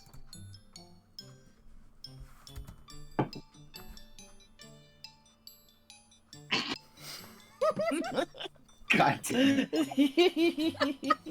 So straightforward. Well, you could join me on this bed. It's very comfortable, and there's plenty of room for the both of you. I'll follow your lead on this one, princess. Princess. Ah, of course, such a beautiful lady could only be a princess. Oh, BRB. Okay. Well, Haku, you can voice this while he goes take care of that guest. Look at the noble way you hold up the tray. Oh my gosh. Throw it at him. I'm gonna Yes. throw it at him. Yes. Can I throw the tray at him? I'm tempted to let you. Feisty as well. Ooh, be still my beating heart. Uh-huh. Uh, You... Oh, he's awake. Another lovely lady has entered my chambers. Ah, I don't think my heart could handle the perfection of 3 of you at once. That blush, though. I know. I think I know how Casanova here got those head injuries. Some lady said she had enough of his rubbish and wanted to punish him. Delora, patience. He may not have been in the right state of mind now. He did take injuries to the head after all. The man finally stops the man finally stops to look. Why can't I read the sentence? Right. The man finally stops to look just at me. Thank you. He narrows his eyes and stares so hard I almost want to slap him. What? You better not. He's too pretty to slap. Alright. Hey, you're back. Familiar. Joke's on you. I almost threw a tray at him, and this lady over here, who's a witch, was gonna just let I'm me. almost tempted to let you. Yeah, to fill you in on the story, Dylan, the main character is a princess who got the Cinderella curse, because in her kingdom, everyone got these fairy tale curses. So they have to know the fairy tale to try to find ways to break their curse. And right now they're at a Marchand Tavern where all the people with the curse stay. And this fairy watches over it, and this witch is her friend who helps out. Yeah, and she's given the Cinderella curse because she's very cold-hearted, she's very rich, and she doesn't know the struggles of the poor man. Yeah, and everyone that doesn't have a curse or is a fairy or a witch doesn't remember who she is. Alright, your line. No, it's impossible. Aren't you the crown princess? What are you doing here? If he knows, then he's... Well, he's definitely not a witch or a fairy. It only can mean one thing if he recognizes the Ice Princess. What is your name, good sir? I would answer any questions you ask of me, madam, but... The man looks down at the notebook in his hand. I don't remember. Really? Amnesia? I know everything about Angielle, and yet I don't know the first thing about myself.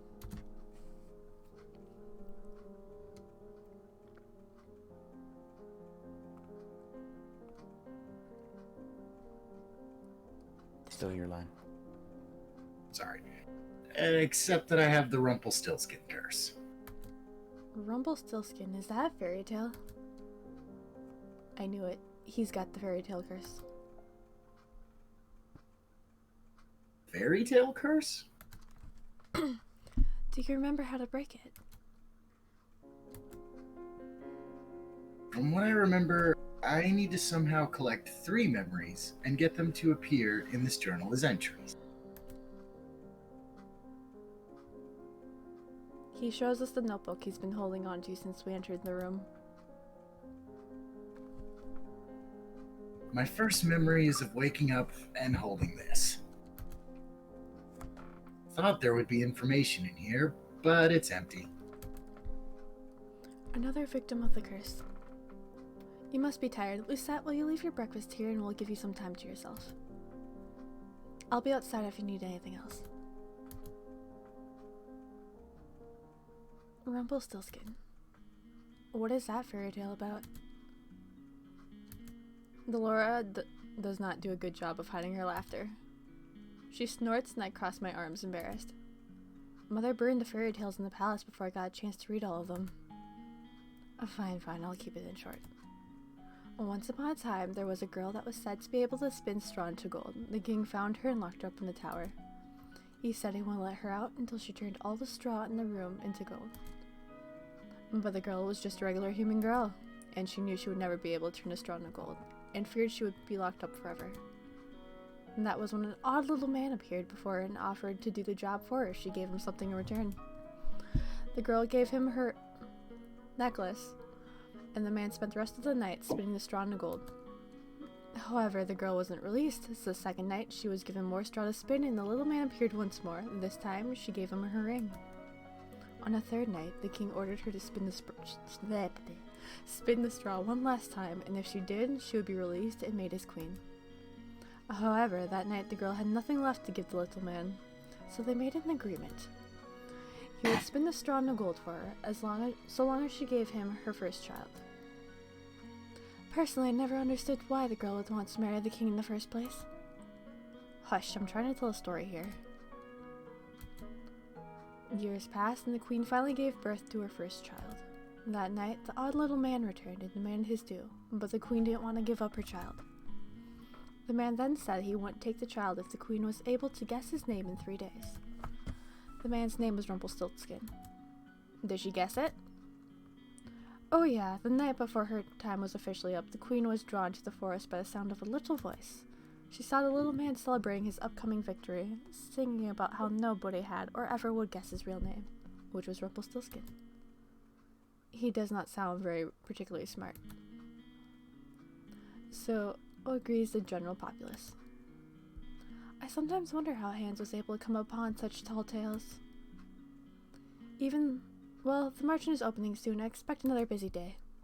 Especially busy for you, Lisette. You need to start coming up with good deeds. Oh yeah, she needs 3 good deeds to break her curse. The amnesiac Casanova was allowed to stay at the Marchen with the other boarders. Because he still seemed capable, Parfait set him to work as one of the Marchen servers.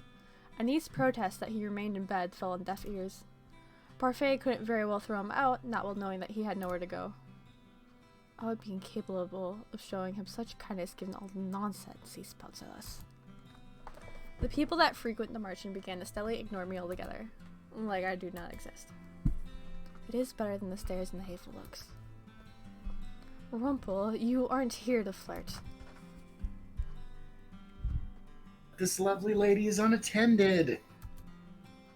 Sir Rumpel, please, you're making me blush. Because the man couldn't remember his name, he fashioned one from his own curse. Rumpel. I think it suits him. Rumpel. I get it, it's because he's an ass.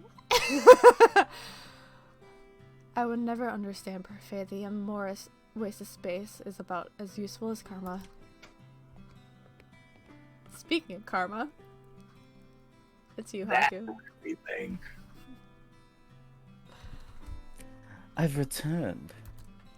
Of course, Hawker is that one. Speak of the devil. Did you miss me? No. Karma had left abruptly yesterday, saying that she had something very important to take care of. Waltz trails in after her now, carrying several boxes in his arms. Why am I carrying these? Because you made me run that errand for you at the toy shop the other day. And because gentlemen carry things for ladies. I'm going to drop them now. Those boxes contain very important contents. Oh, Luna's back. Yes, which voice? All of the voices? Probably talking about Dylan. Probably. Welcome home, Miss Karma. Nice to see you survive the trip, Waltz. Thank you, Anis. We saw this character here, Luna. We decided we had to drag Dylan in. Hello.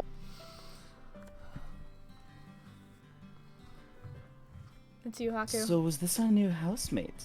We have not had the opportunity to meet. I am... Uh-oh. Oh no. Oh god damn it, don't make me flirt with Haku. I'm making you flirt with Haku. We were all surprised when Rumpel suddenly reaches out to grab Karma's hand. Oh no. No. My life before this moment has been a depressing monochrome.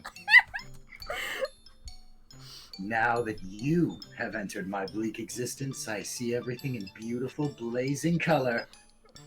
It says, oh, this just got interesting. Please carry on. And nothing shines more brightly, more vividly than you. Meanwhile, for the viewers at home, the guy behind this pretty boy is retching. I am Rumpel, my sweet. Let us talk of marriage. Ugh. Luna says she needs more sass from you, and you delivered. I can't see the chat, so I have no idea what's going on. Yeah, I'm just reading it to you, Luna Luna. says she needs a little more sass from you. Yeah, I think you delivered. I stare at Karma, waiting for her to flirt back. At the very least, I expect her to wave Rumpel away for being a fool. But she remains eerily silent. Answer, my angel, I beg of you. Oh no. Keep. Oh, shit. Walked away. Oh. Say the word and it is done. This man is gonna die. Your filthy hands off of me. Oh. Oof. Oh! Not again. I would never be interested in the likes of you.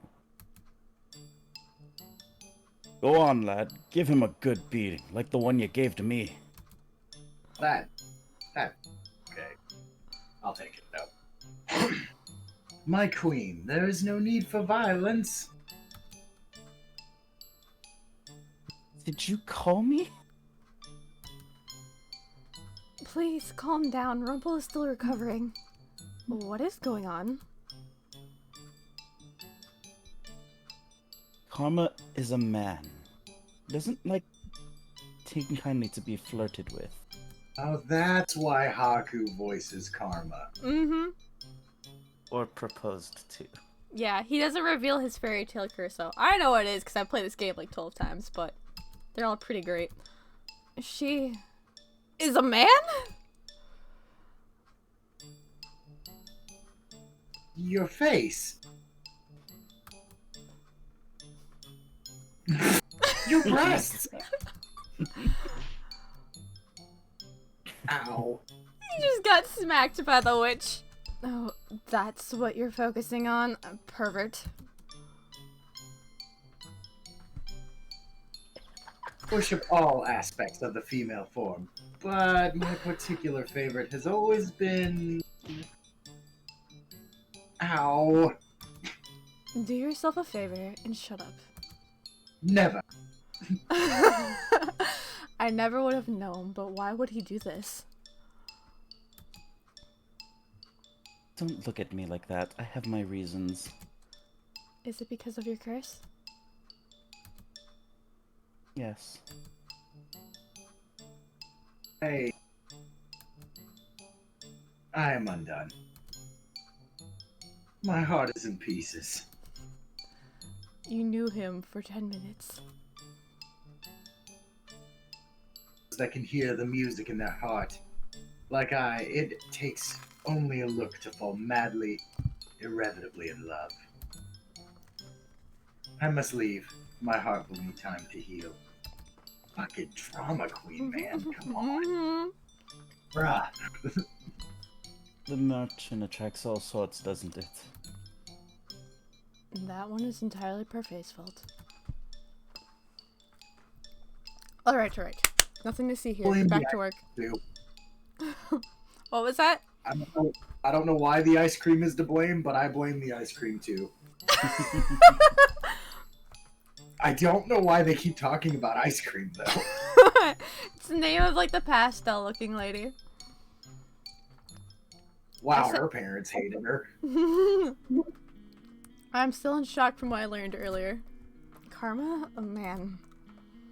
It's not fair that he's so beautiful as a woman. Mood, Lucette, fucking mood.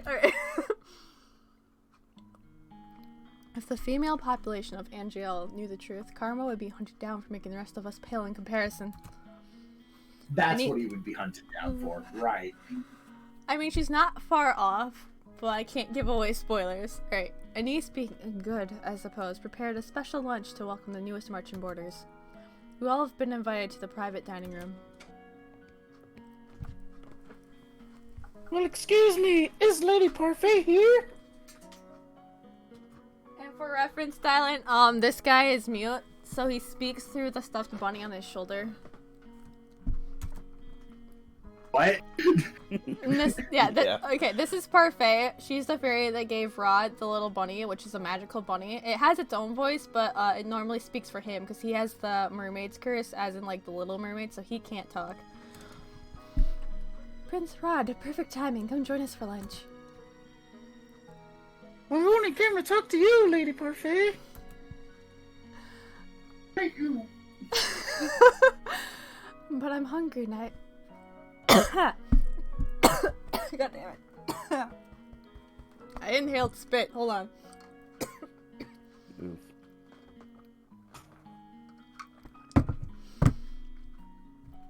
Okay, I think I'm good. Nope. Hold on. This didn't end up quite being Rark voice, but that guy is like too uppity to be. A little bit. Alright. But I'm hungry and I have no wish to make you wait while I eat. Come, join us. Please, Your Highness, I made too much, as usual. You must help us finish. Very well.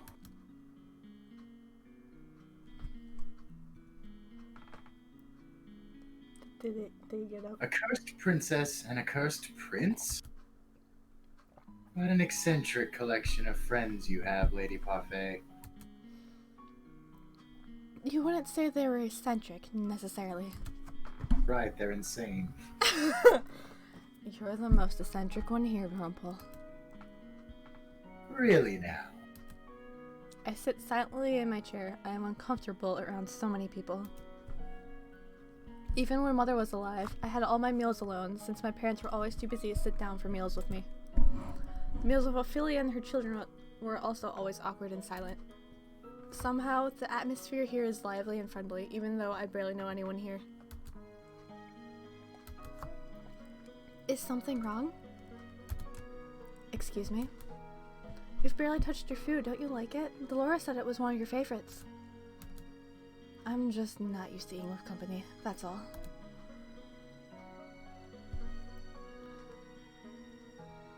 Whoever wants to voice them, go for it. Yeah, sorry, I was just doing something rude. They say that sharing a meal brings the family closer together. Garland. I apologize. Closer together, huh? So, have you made any progress in how those good deeds, Princess? Oh, how to do those good deeds? There's no way I'm admitting I do not even know how to complete this one. Oh, I forgot, you're not so good at doing the good front. You're not very helpful.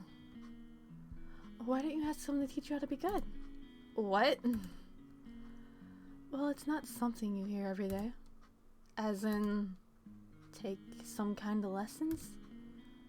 If you're having so much trouble on your own, you should ask someone to give you some advice, or teach you. It's as simple as that. What is that I hear? The princess needs advice? Well then, she's in luck. I happen to give the most excellent advice, and believe me when I say I can teach almost anything. Creeper. The princess is indeed lucky, as I am available for teaching duty. No doubt I'd be the better choice, as I don't go about deceiving the world. Ouch. Oh. Excuse me? Uh-oh. Ooh, This hell man's gonna yeah. die. Wow. You know shit's about to get Someone real. started flirting to bitter enemies, and all in a span of a few hours. And broke my heart! Anyway, I'd also be happy to help you in any way I can, Princess. And I'm sure your stepbrother would be happy to help as well. I take that as a note. Heck no! Screw you! I don't think I would make the best teacher for this sort of thing. I only teach others how to fight. Never mind the fact that Jurian herself still struggles to be good. What? You're lucky, aren't you? So many people willing to help you. Why? Why are you all willing to help me? Because that's what we do at the March Inn. We help each other. Lesson number 1. Doing good means helping whenever one can. Just let any one of us know if you want our help. Trust no one but yourself. You need not take care of anyone but yourself. This is what Mother in the last few years have taught me. I've always been alone and it's easier that way, and yet these strangers, these people I've only known for a few days, are so willing to help me when they will gain nothing in return.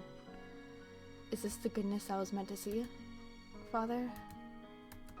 How can I even begin to trust and care for others when I have forgotten how to do so? I'm slowly beginning to understand what I must do. Pick Ooh. someone to Pick someone to Very what? much. Yeah. date, because that's what this is. I'm not stupid. Yup, it Lessons. is. I don't see why this is necessary. Of course this is necessary, Princess. You work to show you can be useful. For the last half hour, Parfait and Delora have been debating what chores they want to give me. I cannot believe they're seriously going to make me work like a commoner. No freeloaders at the March Inn, remember? And you can't pull the princess card anymore now that you're a homeless peasant. Being demoted to a homeless peasant is not my fault. Oh, if you really think about it, it was kind of me to demote you. Stop teasing her, Delora. Lucette has a lot thrown at her already. I'm only speaking the truth. Besides, working to live is the commoner's way of life. But at least it's rewarding. But if you do nothing, you get nothing. No food, no clothes, no bed. You're no longer a princess, Lucette.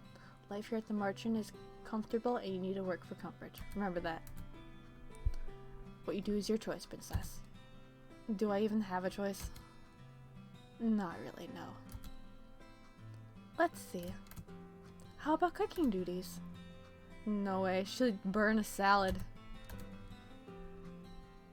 Could she be a receptionist?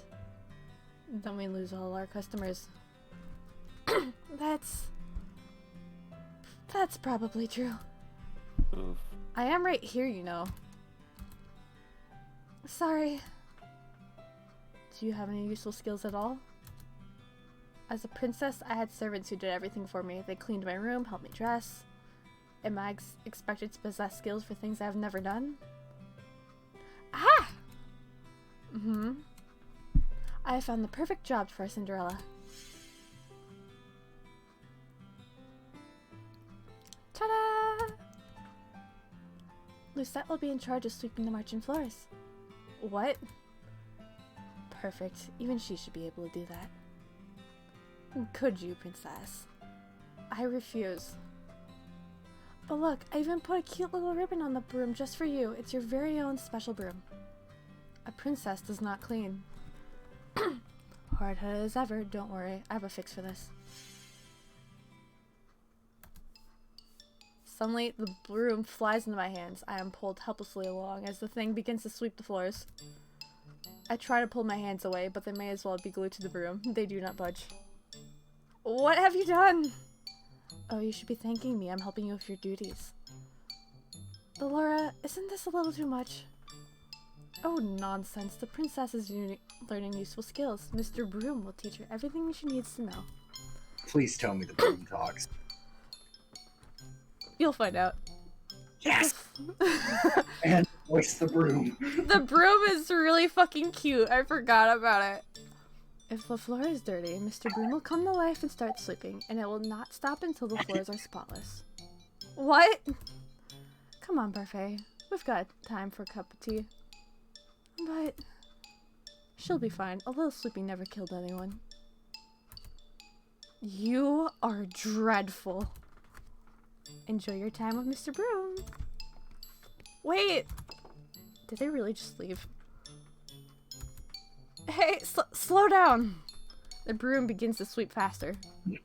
Despite my protest, I am still forced, like a puppet, to sweep the floors with grudging tenacity.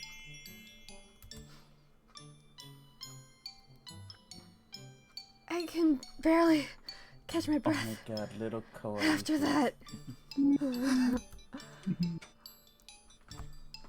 Princess, Puffy sent me to check. Oh, how lovely!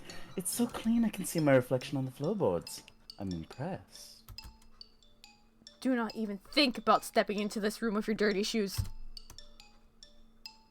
Goodness, I didn't know a princess could be such a terrifying creature. You are aware that the Marchen is opening soon, yes? The floor isn't going to stay clean forever. Then do not open the Marchen. I do sympathize with you, Princess. It's difficult adjusting to the commoner's life. What would you know about that? More than you think. What?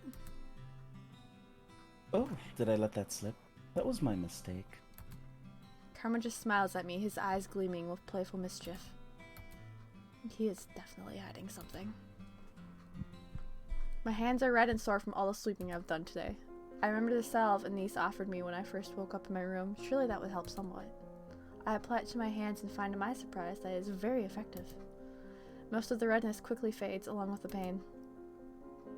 Is this what my life will be like if I do not break the curse? Forced to work day in and day out? I cannot let things stay as they are. I must act. I lay down to rest. Tiredness falls upon me like a heavy, suffocating blanket. I close my eyes and feel myself shift into the darkness of sleep. Technically, that's acting. Despite having slept for hours, I am still tired when I am awake. I glance back at my hands and remember the salve's effectiveness. Whatever Anise gave me really works. I should ask her to make me more. I feel like this is not the last time I will need it. I must act quickly. The sooner I break the curse, the better. The people who've offered to help me are all here. Whom should I ask for help? Alright, this is where you save, cause... Okay. Who you guys think I should ask to help me? Well, let's see. Karma's a cool person, Rumple's funny, and Rod hates you. I don't know. It's up to you.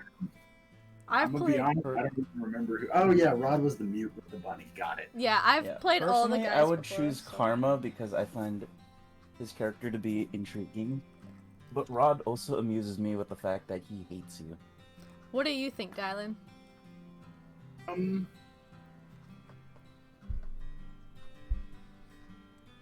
know, I'm down for Karma as well. I'm Okay. curious to hear what that's all about. Let's Yeah. do Karma. I Got vote it. Karma. Alright, 2 karmas of this. Yeah, the two Funny. that I The really like, moment you have to like unlock, so they're not available yet. Alright, what were you saying, Haku?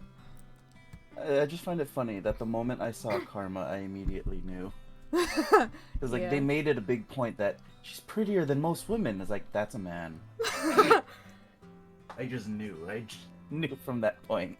This That's is a man. why drag queens are called queens, because no one can beat them in glamour. Let's be real. I could be better. I could be better I find Karma sitting quietly at the bar. I thought he was the picture of elegance when I saw him at the toy shop, but he's just really conceited. I walk over to where he is.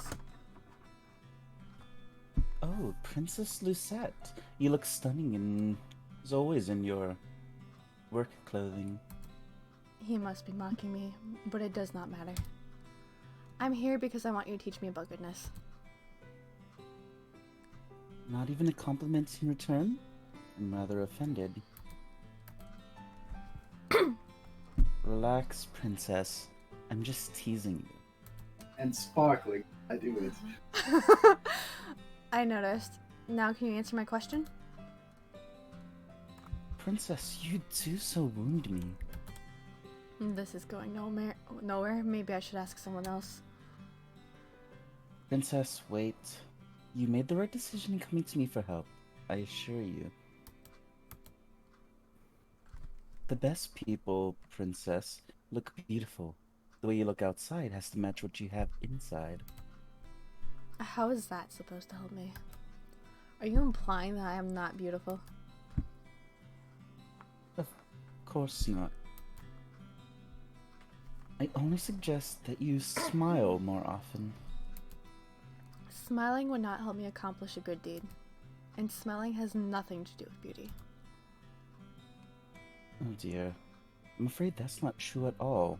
People who are beautiful smile all the time. Like myself. He's not helping at all. Don't give me that look, darling. A real smile lifts the heart and takes stress off the mind. And? Well, in order to do good, you must first change yourself. Make yourself more beautiful on the outside and the inside. I really don't know why I came to him for advice. But what did I expect from such a flamboyant man? He's as shallow as a puddle of water. I stare in horror at the floor. Gravel and sand are embedded between the floorboards, so the wood beneath my feet is covered in thick muck. Here he comes! Oh no. You ready to Stop! work? 'Cause we're working. Stop! It's time to go.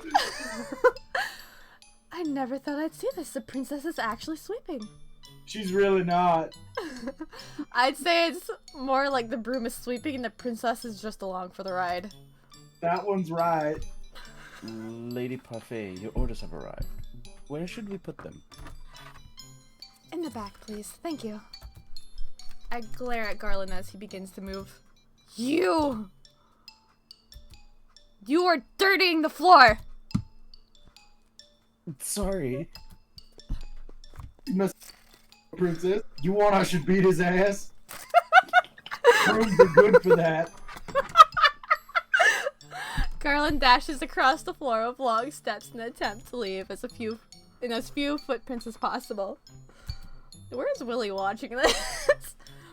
This was Dolores doing it, wasn't it? Is it obvious? This has a witch having fun written all over it. I need water. Wow, completely spotless. You're the worst. Don't be mad at the broom princess. It's only trying to help. It's doing It is doing nothing but making my life miserable. Lady Parfait, we must speak with you.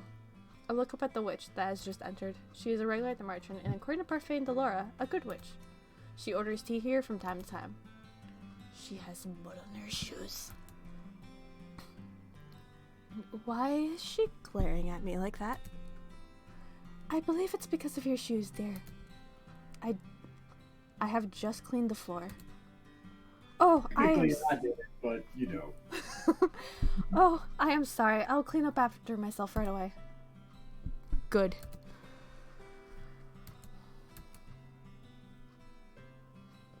The princess is something else. I have never seen a witch so frightened of someone before. Yeah. The witch hurriedly cleans up the tracks she's made coming in before going back to speak with Parfait. Even though Parfait says that Delora and this witch is good, I do not trust her judgment. Especially not when she considers Delora, who ruined my life, a good person. I put the broom back in its resting place before double-checking my work. Now that I am done, I continue to work on breaking my curse. Whom should I ask for help from today? We're gonna ask Rumple. I find Rumple taking a break at one of the tables. Surprisingly, he is by himself and not surrounded by the usual blushing ladies. I might have fucked up the track I was on too, I don't remember. You're not surrounded by a flock of ladies? You must have done something to offend them.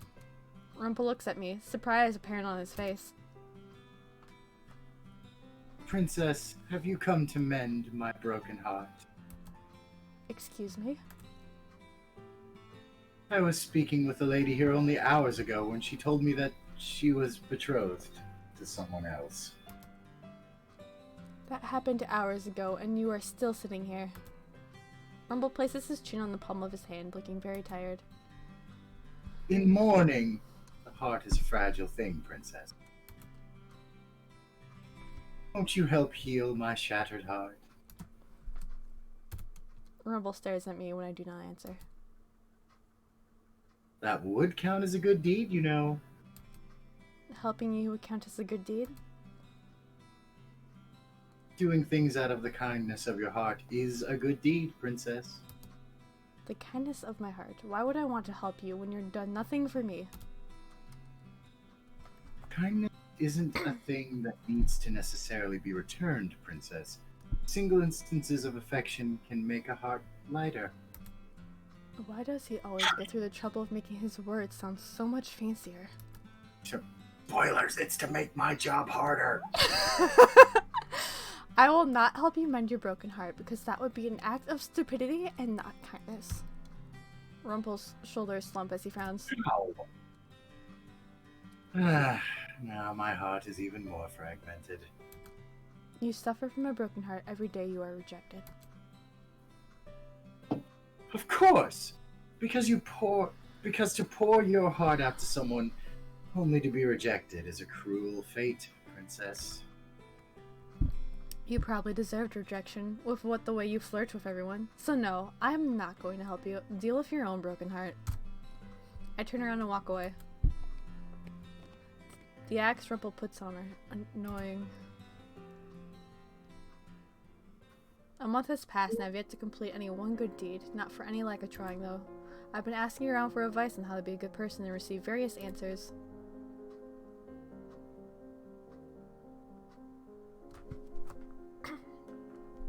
What makes someone good? I'd say being selfless. I think it's important that you consider another person's feelings. Patience!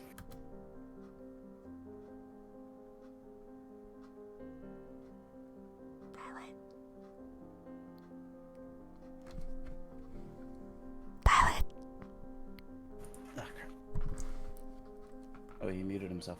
Oh. He The must have ability to soothe even the most broken of heart. He must have had another call. Yeah. Forget I Yes, asked. I asked. Bravery. Loyalty. You must be both beautiful, both on the inside and out. Right. Must I be all those things in order to be good? According to Parfait, I cannot pretend. It has to come from my heart. I place my hand on my chest and consider the steady pulse of my heartbeat. That will not be easy. I close my eyes, think of all the possible ways I might be able to break my curse, but in the end, my mind is blank. Mother, what am I supposed to do? Oh yeah, it always has a dream whenever it does that. Your personal feelings are nothing but a weakness for others to exploit. This is why you do not show them. You only show them that you are strong. Yes, Mother. You must not let false kindness deceive you. People use necessities to trick you into exploiting your weak emotions. But you can trust me, Lucette. I will never hurt you. I will never lie to you. I am all you need. I love you, Lucette. I love you too, Mother.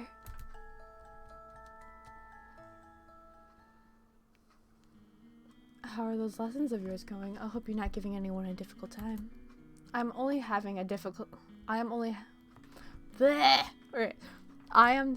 having a difficult time. Have you tried pairing up with someone? And pairing up? One of the people in the tavern pair up to assist each other. Two heads are better than one, as they say. It's not a bad idea, but the problem is with her. Who's going to volunteer to pair up with the Ice Princess? She has a point. People may not glare at me anymore, but it does not escape me that I am still disliked. Most people on the borders of the Marchand volunteer to help her, remember? And I haven't heard any of them retract their offers. Only a matter of time. Stop it, Delora. It's your choice, Princess. Pairing up is only a suggestion. Would pairing up with someone really help me break my curse? Or would they end up being an annoyance instead? Princess? Excuse me, Princess? I'm sorry for disturbing you, but you've been staring at your tray and the customer is waiting for his order. Of course. Delora has me helping a niece today. The merchant is unexpectedly busy and they cannot keep up with all the customers. Stop daydreaming, Lucette. Food doesn't deliver itself. I do not need you to tell me that.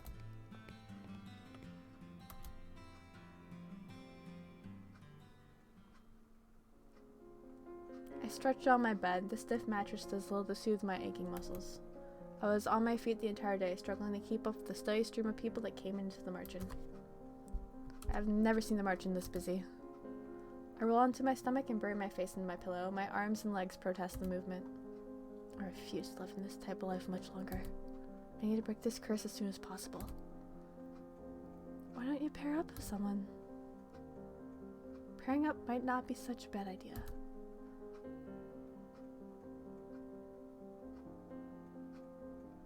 Oh, this is where we pick. Ooh. Alright. And then there's those two locks that you can't select those guys. Yeah, these two are actually my favorite of all the stories. Okay. I think since you and Dylan voted Karma at the beginning, because I forgot they show their portraits, we'll just go with Karma for this Also, run. by the way, I'm gonna have to leave in like 15 minutes. Okay, for a work yeah. meeting. We could probably stop it by then. Is Dylan still muted? Oh no. I'm here. Okay. Secret practices. Ooh. I decided to go search for Karma as soon as I'm done with Mr. Broom. Or as soon as it is done with me. He should be sitting at the bar on the or at the table. I find him at the usual table talking to Waltz, who has his hands on a box. Why if it isn't the princess? Lovely morning, isn't it? It is the same as any other. Nonsense! Every morning brings new opportunities. Right, Waltz? I guess so. Every day there's another chance for a good deed, princess. Right. No clever comments today, princess? I do so enjoy them. Maybe coming to Karma was a bad idea. I would love to stay and offer advice, but Waltz and I better be off. We do have our work to do. You mean you're going to put me to work? Work? Parfait asked us to pick up some provisions for the tavern. She asked us, but in the end it'll be me carrying everything. You'd make a lady carry everything? Karma suddenly stops. The world's looking at me with wide eyes. Ooh. I cannot say that I like the glimmer in his eyes. Would you like to help Princess Lucette? I'm sure this would count as one of your good deeds. I'm pretty sure that's not how this works. Oh, Walt, you're no fun. Helping Karma carry things does not sound pleasant, but I'll go. Truly? Oh my, Walt. It seems like I will not be requiring your assistance today. Princess, are you sure? Perhaps this might be considered good. Besides, I'll finally get to leave this place for the first time since I've been here. I am sure. Okay. Take care of the princess, Karma. Of course. For the rest of the day, Karma takes me to different shops around the town, reading off of a long list and giving me coins to buy things. I notice the townspeople treat me nicely when the two of us are together. I do not understand why everyone likes Miss Karma so much, but maybe it's because they do not really know him. We stop in the middle of the town and sit at a small cafe on the outskirts to take a break. Miss Karma is still the picture of elegance. Why do you dress like a woman? Lucette, we do not ask people these questions. Darling, not so loud. Why is it even a secret? It's related to my curse. I mentioned that before, right? Didn't I? What was your curse again? Karma was one of the only people in the tavern who did not share what his curse was. Is knowing my curse even so important? You know what my curse is, so tell me what yours is. You dragged me around town to help carry your things. But, Princess, these weren't even my things. They weren't mine either. Okay, I will tell you, though it is very sad. I do not think a curse is meant to be a happy thing. I have the beauty's curse. It is what forces people to fall in love with me every time they see my handsome face. Is that Bullshit. Is that really a curse? It doesn't even seem awful at all. Terrible, isn't it? We're gonna do a save. It's not that terrible. I do not think it's that terrible. You can work around it. You have your disguise. Yes, I suppose I do, don't I? People loving you isn't such a bad thing, is it? Everyone loves Miss Karma. Meanwhile, I cannot even get my father to look in my direction. I'd prefer a person to love me as I am, not because they are compelled to because of a curse. I feel his eyes on me. I refuse to look at him, thinking that his gaze must be filled with judgment. Princess, are you okay? Why wouldn't I be? You look a little lost in thought. I'm fine. Still, it feels like I'm missing something. Is it really the entirety of his curse?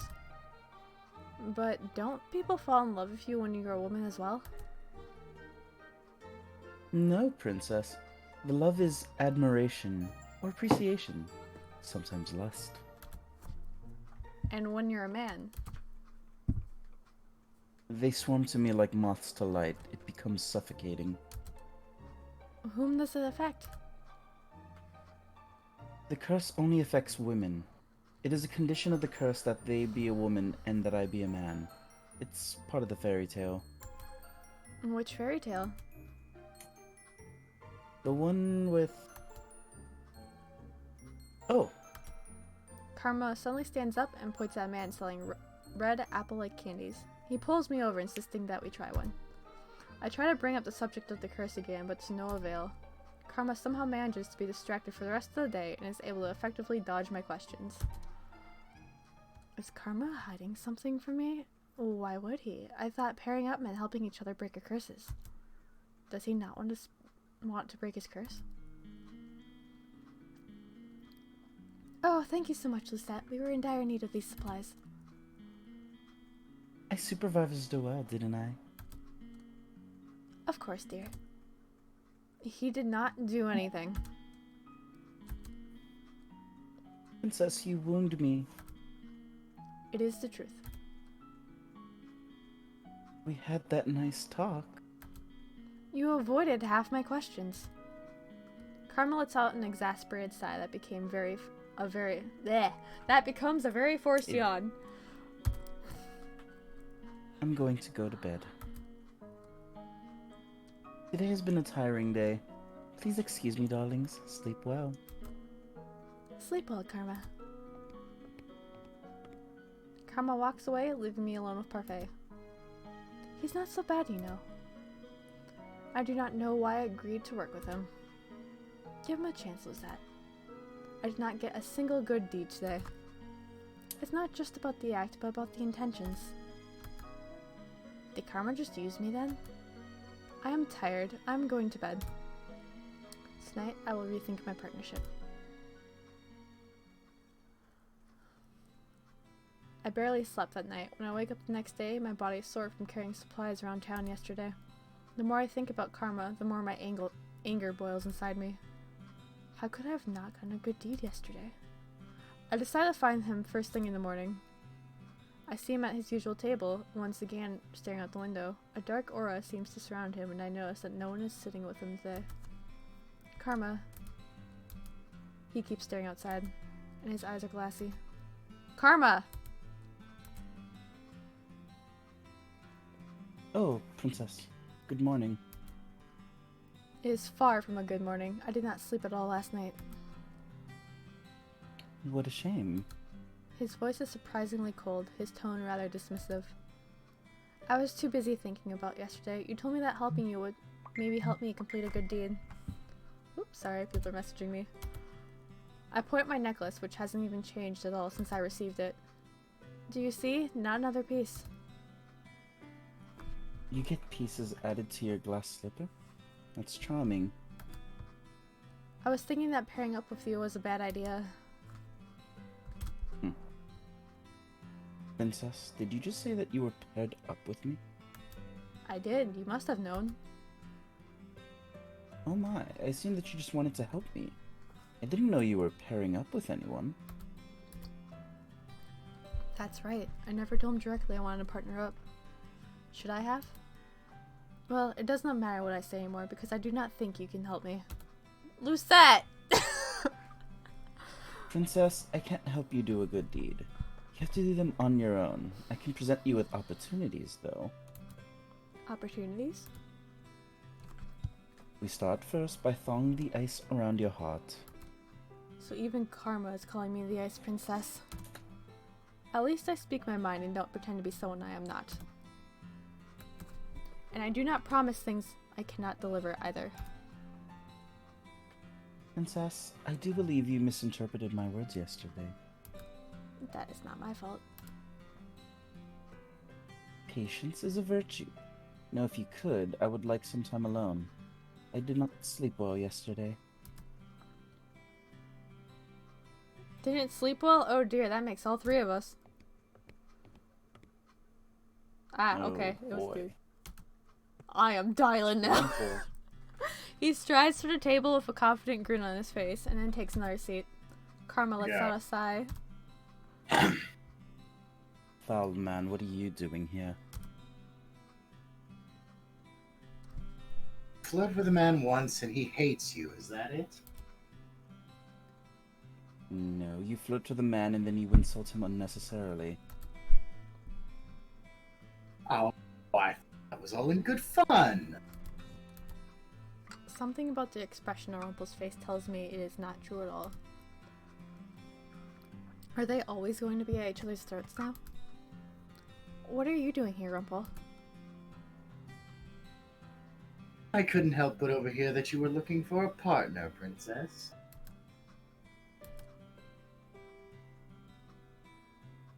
I thought I might offer my assistance since I know I can make you far happier than this fool over here. Wow. Would you like me to hit you again? Do it, you won't. What is the problem, sir? I only came to provide assistance where you could not. Rumple turns to me, grabs my hand, and winks at me. He really has a grudge against him. Oh, will it just message me? You get catfished and see how you feel.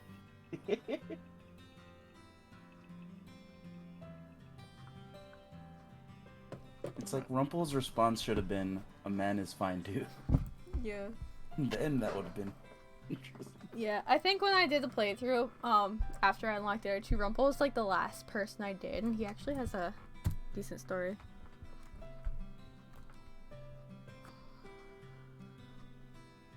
What do you say, Princess? We could be wonderful partners, and in no time at all, I swear I would have your heart aflutter. Before I can slap his hand away, Karma slaps him instead. I cannot help the surprise on my face. Would you like another slap? I'm in no mood for pleasantries today. Also, by the way, I have to go. Okay. I'll be I back do later. not know how I ever mistook you for a lady. You are the most brutish man here. Thanks for helping out, Haku. Well, guess I'm picking up Karma. Yep, unless Billy wants to join, but I think he's still busy. He was gonna hang out with someone.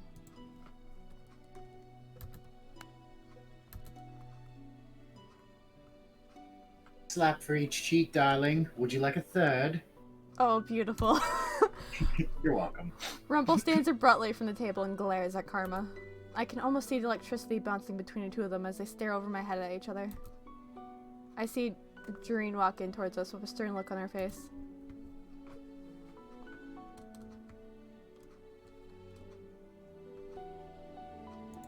I would never hurt a person unnecessarily. I don't resort to violence. My, then that gives me all the openings I need.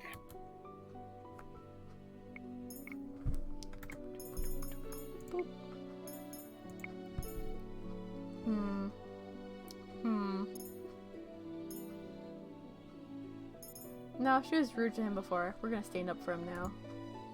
No matter how annoying Rumple is, I don't think he deserves to be abused so much. Besides, Karma does not usually lash out like this. I move to stand in front of Rumple. Princess. This is pathetic, Karma. I know you're not in a good mood for pleasantries, but this is no excuse to hurt Rumple. Princess, please move. You are acting like a petulant child.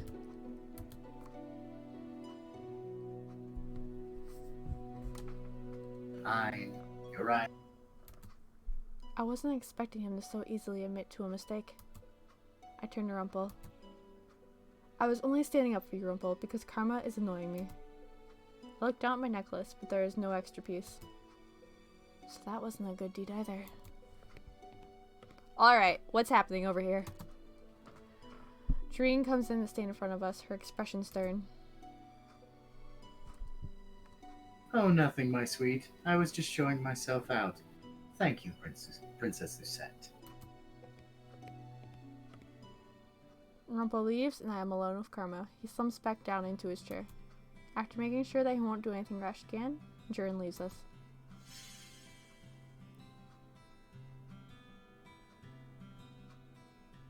I'm sorry, Princess. It appears I really was being a child. Rumple is harmless, and there was no reason for me to act as uncivilized as I did. Father? Oh, it's nothing. But please, if you would, can you give me some time alone? Fine. I leave Karma sitting there by himself and returning to the front of the tavern, where Niece has more chores waiting for me. Today I have to work as a server, which is still better than working with Mr. Broom.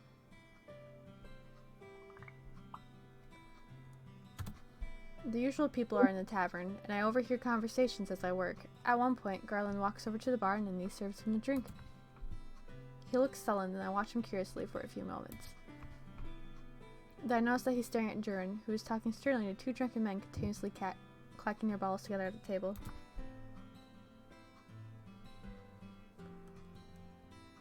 If you make too much of a scene here, you're gonna bother other customers.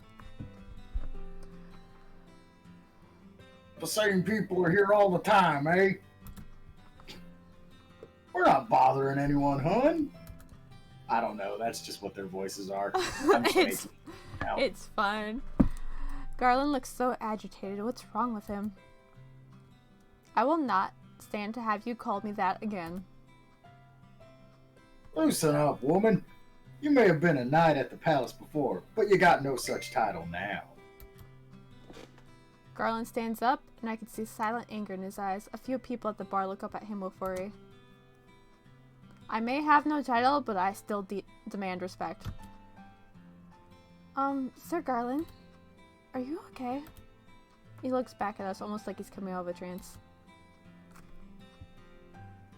I'm fine. Sorry about that, ladies. He sits back down, glancing once more over at Durin as she continues speaking with the men. They glance at Garland warily, their expressions more somber. Why was he acting that way? Garland's usually more composed. Princess, something on your mind? No. I brush all thoughts of what just transpired from my mind as I return to my work. Hours go by and my body protests all the leaning I have to do. Even though I had to carry a lot more around town yesterday, it was nice to be out for a while. Maybe I'm better off helping him just to avoid the chores in here. At least it stops me from being worked to the bone. Oh, Princess, you're doing very well today. I always perform like this. But today you're delivering everything really quickly. Do you mean to say I don't perform well on other days?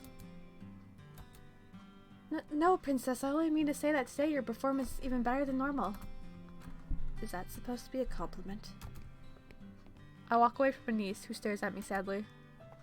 If she wanted to give me a compliment, she could have said something that wasn't so backhanded. As the tavern clears for the day, I have finally time to sit down and relax.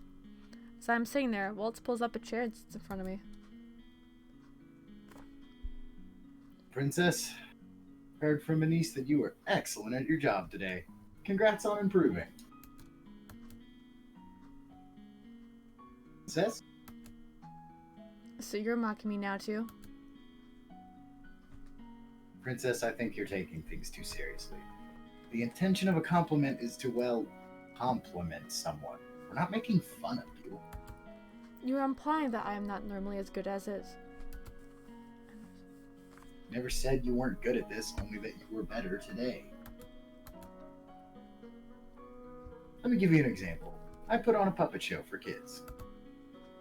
Sometimes the children come to me and say the show is even better than usual. So the children are telling you that your shows aren't normally satisfactory. Not at all. The children always smile regardless of whether they really like the show. As long as you're trying your best, that's all that matters.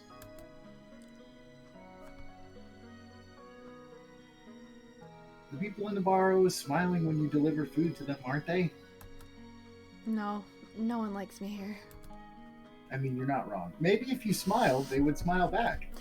Savage dialect. Almost Rod levels of savage. Like Rod straight up told her, "We're better without you. Stay that way." I'm not going to smile for any of them. I do not owe them anything. You don't need to owe anyone a smile. Any smell that isn't owed is fake. Princess. I am leaving Waltz. I want some time to myself. I walk upstairs to my bedroom, pointedly ignoring the look of sadness on Waltz's face. I've been sleeplessly laying on my bed for hours. Sometimes I hear the sounds of people walking around the hallway. Who would be up at this time of night? I need to leave and get some fresh air.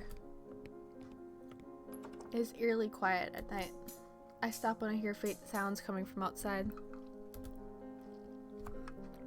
What is that? Death.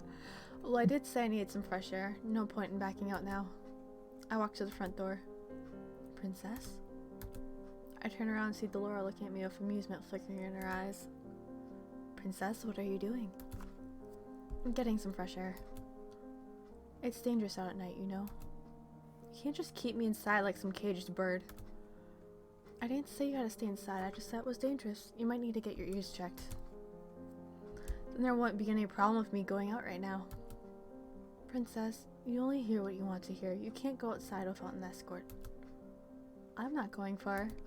Before Delora can stop me, I walk out the front door and head to the direction of the sounds. You must be the most disobedient princess I have ever met. And you must... Yeah. And you must be the most annoying witch.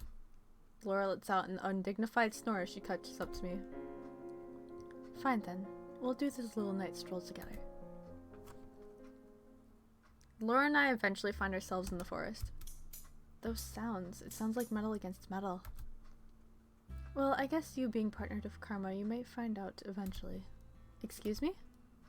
I get the answer to my question when we walk through the trees and come into a clearing. I finally see where the sounds are coming from. Two men stand in the clearing, swords clashing. One of the men is Garland, who is poised with his sword. It takes me a moment to realize the other is Karma, who isn't in a dress. So it was he who was with Waltz that night. Neither he nor Garland noticed us at first. Princess, you're staring. Of course I am. What is all of this? A practice session. Karma is a very talented swordsman, and he practices at night either with Doreen or Garland, depending on who's not on patrol. Karma can use a sword that well. The king told me once that only knights could have such skill. Just who is Karma?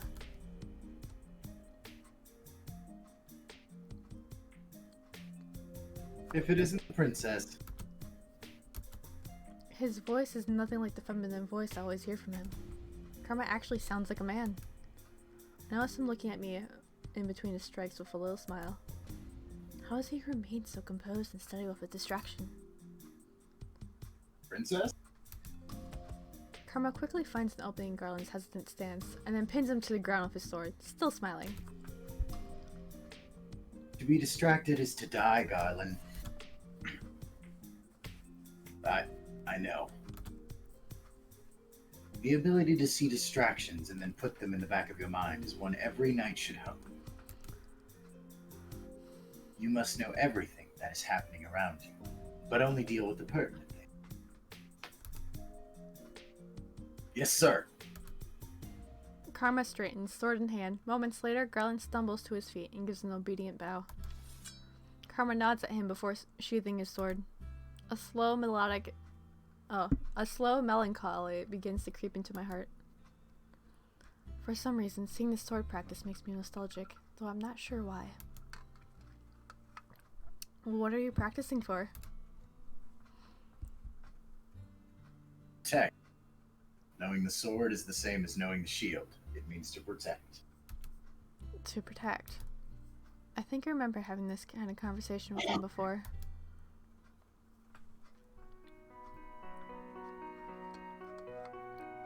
I can never figure out how to counter an opponent when they're mere inches from my face.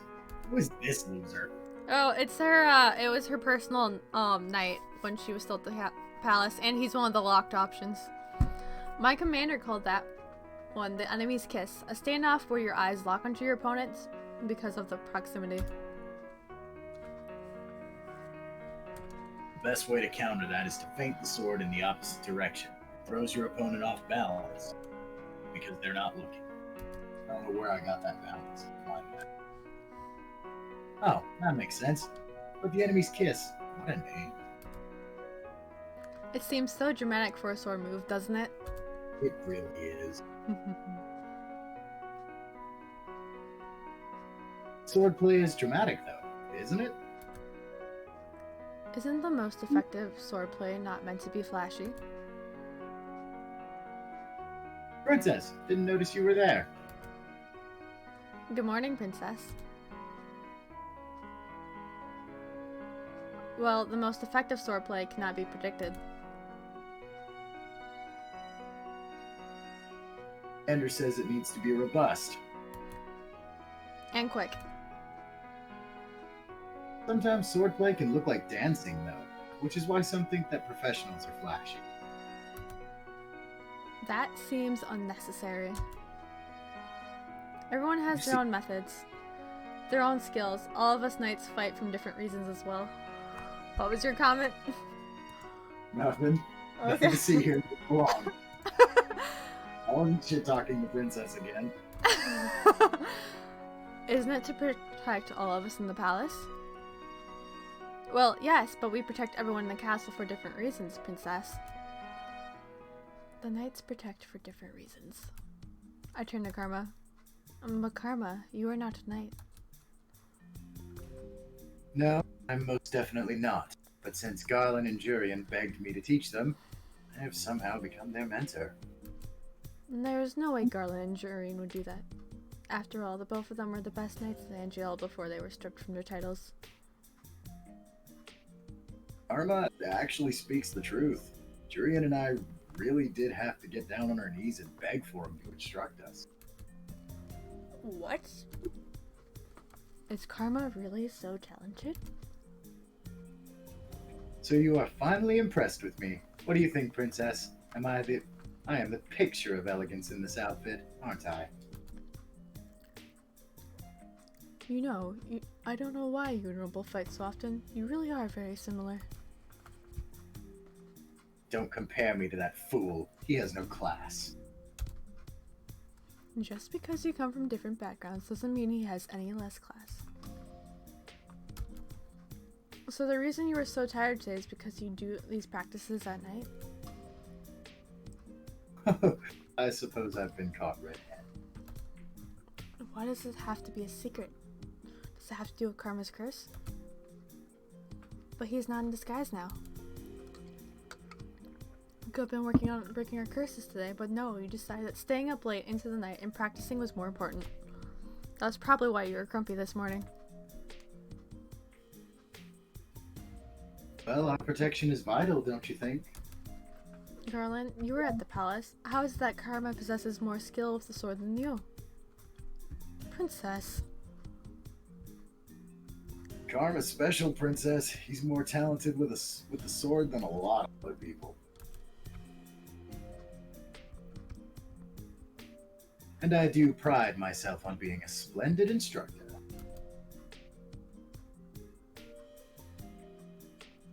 But never fear, princess. I will help you dispel your curse. After all, you did suggest that we were still partners. Can you really help me with my curse? But how will we do that? Just by presenting opportunities. Like a... We'll try again tomorrow, darling. But for now, Garland and I have some more work to do. This time, Garland, do not lose focus. Yes, sir. Sound of swords carries through the night air, and for a long while I stand with Delora watching the two men fight. Karma chides Garland often, telling him that his concentration is waning. Karma is a good swordsman, perhaps even better than the Palace Knights. His nimble swordplay repeats again and again in my head, even when I return to the tavern for the night. Lucette, I've told you before that the Knights are an unruly bunch. But Mother, they are so much fun to watch! They are dangerous, Lucette. Any person with a sword has the potential to use it on you. But Father says those knights are supposed to protect me. That they are, as that is their order. But as people, they may not be so good, Lucette. Not so good? The king has told you that knights are meant to use swords to protect you, but you cannot trust them completely. Even though Father said they would keep me safe? Sometimes the people we trust are the most deceitful, and a man with a sword has a weapon to use against you. No matter what he says, be worried that he can turn on you. I haven't told you before that you should not trust people? Oh, haven't I told you before you should not trust people? But the knights are... Even knights can be treacherous, Lucette. Do not trust a man with a sword. He can be dangerous. Yes, Mother. I understand. Try to understand, my sweet. I only want to keep you safe. Yes, I understand. Chapter 4. We're gonna end it here for now. Sounds good. Alright. Time to hit save. Alright. Well, thanks for coming spontaneously and voicing Dylan. Hey, you sis. Worries. Yeah. Would you be up to do it again next time I stream this? Whenever that's gonna be? Yeah. Hell yeah. Hopefully I can get Willie and maybe some of the girls in here too. It'd be awesome. Yeah. Alright, I'll see you on 14 later. Late. Alright, and everyone else who was watching the stream, thanks for stopping in. I know we got up to 5 at some point. I kind of wish we could still get up there or have gotten more people while we finally added in the voice acting. That was really fun to do. Honestly, I've always wanted to like voice act with friends. Yeah, thanks guys for watching. I'm not sure when I'm gonna stream this again. Maybe it'll be next Saturday. Yeah, I think I'm gonna try doing it on Saturdays. And we'll go until the story ends, and then maybe do some more ending, like, of the other endings, after we get the end of, Karma's Tale. We'll see how this goes. But, thanks for watching. Thanks to all the people who followed me recently. I know I, like, posted on, like, Snapchat and Instagram telling people I was streaming, and I made an announcement on Facebook, and I know I got at least, one of my friends from Facebook following. I was kind of hoping more people would, but they haven't.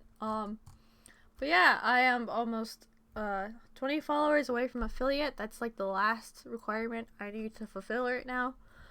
Luna's trying to help me get there. I would love to get there. I have some plans that I want to do once affiliate comes, like doing a gameplay of some of my favorite games like this. There's a specific psychological horror game I am planning on streaming, but I'm only going to do that after I hit affiliate. If you guys are familiar with the Devil Came Through Here series, which the first game to it is the Cat Lady, then you already know where we're going. If you've never heard that before, let's help get me to 20 followers so we can start streaming that. And I hope to like be able to bring a lot of cool things for you guys. I have lots of plans for this channel. I know there's still some things I have to set up. I just haven't had the time yet with my jobs and other duties. But yeah, anyone all 30 followers, I appreciate you all so much. And the people who've been able to constantly watch my streams, I appreciate you guys all so much. Also shout out to my mods, Luna and my boyfriend James, or I don't even remember what his name is on here. We refer to him as Willie, so I'm just gonna call him Willie. But like, shout out to both of them. Luna's been able to watch more often. I know Willie hasn't been able to because he's been busy with a lot of other tasks. He's like literally running 2 Dungeons and Dragons games, I think, and then he's gonna be starting another one with me and some of his ladies friends, so I haven't been able to see him as often. I hope to get him in on the voice acting too. But yeah, thanks you all for watching. I hope you enjoyed the stream today. I kind of forgot how long the intro is into the story before you finally get to pick the your quote unquote date, because this is an otome game. But yeah, streamed for an hour longer than intended. If I don't stream anytime sooner, we'll be doing this again next Saturday if I don't have any plans. So yeah, thanks again guys for watching. I appreciate you all so much. Have a wonderful rest of your... Wait, I said Saturday. Today's Monday. Have a wonderful rest of your week. Yeah, I'm still gonna try to stream this Saturday because I think I'm busy Monday. But yeah, have a good rest of your week and we'll see you again soon.